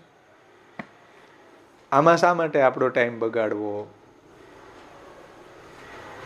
આપણે આપણા ઠાકોરજીના ભજનમાં, આપણા મહાપ્રભુજીની વાણીમાં, ભાગવતમાં, સુબોધનીજીમાં, એમાંનો આપણે તન્મય રહે. અસર આલાપ કીધો છે ને, અસર આલાપ જ છે અને એ આશ્રયમાં આપણને અડચણ ઉપર છે. એટલે સાવધાન કરે છે આપણને આપણા આચાર્યો, આપણા ટીકાકારો કે ભાઈ બધી બાબતોમાં સાવધાની જરૂરી છે. તો હરેક કન્ડિશનમાં પ્રભુની શરણ ભાવના કરવી જોઈએ. આપણાથી કંઈ પ્રમાદવશ જીવ સ્વભાવતો દુષ્ટા હોવાના કારણે થઈ જાય તો ક્ષમા યાચના કરવી જોઈએ. પ્રભુના ચરણ કમળમાં રહેલા જે ચરણ ચિહ્નો છે એનું ધ્યાન કરવું જોઈએ. કેમ કે એમાં વજ્ર છે, તો વજ્ર આપણા બધા અઘને નાશ કરનારું છે. એમાં અંકુશ છે, તો આપણા મનને એ નિરુદ્ધ કરનારું છે. પ્રભુના ચરણ કમળની અંદર ચિહ્નોમાં તમે જુઓ તો એવી ચરણ ચિહ્નોની ભાવના પણ આપણા હરિરાયજી વગેરે બતાવી છે.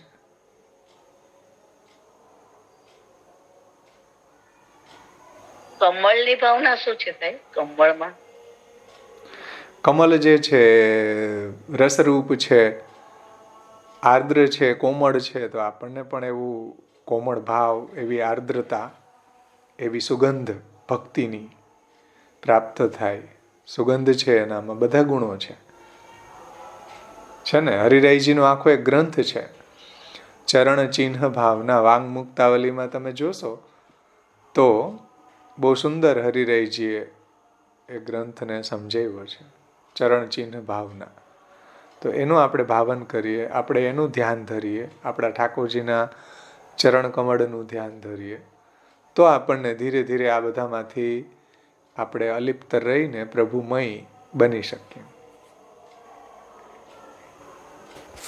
બધાએ પ્રયત્ન કરવો જોઈએ. તમારે, મારે, હું બોલું છું એટલે હું કંઈ આચરણમાં મૂકી દીધું છે એવું નથી. હું પ્રયત્ન જ કરું છું. આપણે બધા જ એક જ રસ્તા ઉપર, ભક્તિના માર્ગ ઉપર ચાલી રહ્યા છીએ. તો આપણા આચાર્યો જે આપણને આજ્ઞા કરે છે એમાં આપણને આપણા દોષ જે કંઈ બી છે એને દૂર કરવાનો પ્રયત્ન આપણે કરવો જોઈએ. કેમ કે મહાપ્રભુજીની વાણીનું અવગાહન કરીને આપણને આપણા દોષ પૂરવા જોઈએ કે આ જો અહીંયા હું આ રીતે મારે જીવન જીવવું જોઈએ, તો આપણે સાચી દિશામાં જઈ શકીએ. કેમ કે મહાપ્રભુજીના ગ્રંથો દ્વારા આપણું આ જીવન સુધરવું જોઈએ, આપણી ભક્તિની વૃદ્ધિ થાય, આપણો આશ્રય દ્રઢ થાય. આ બહુ જરૂરી છે. તો આશ્રયનું પદ બોલી આપણે સમાપન કરશું. આપણો સમય થઈ ગયો છે.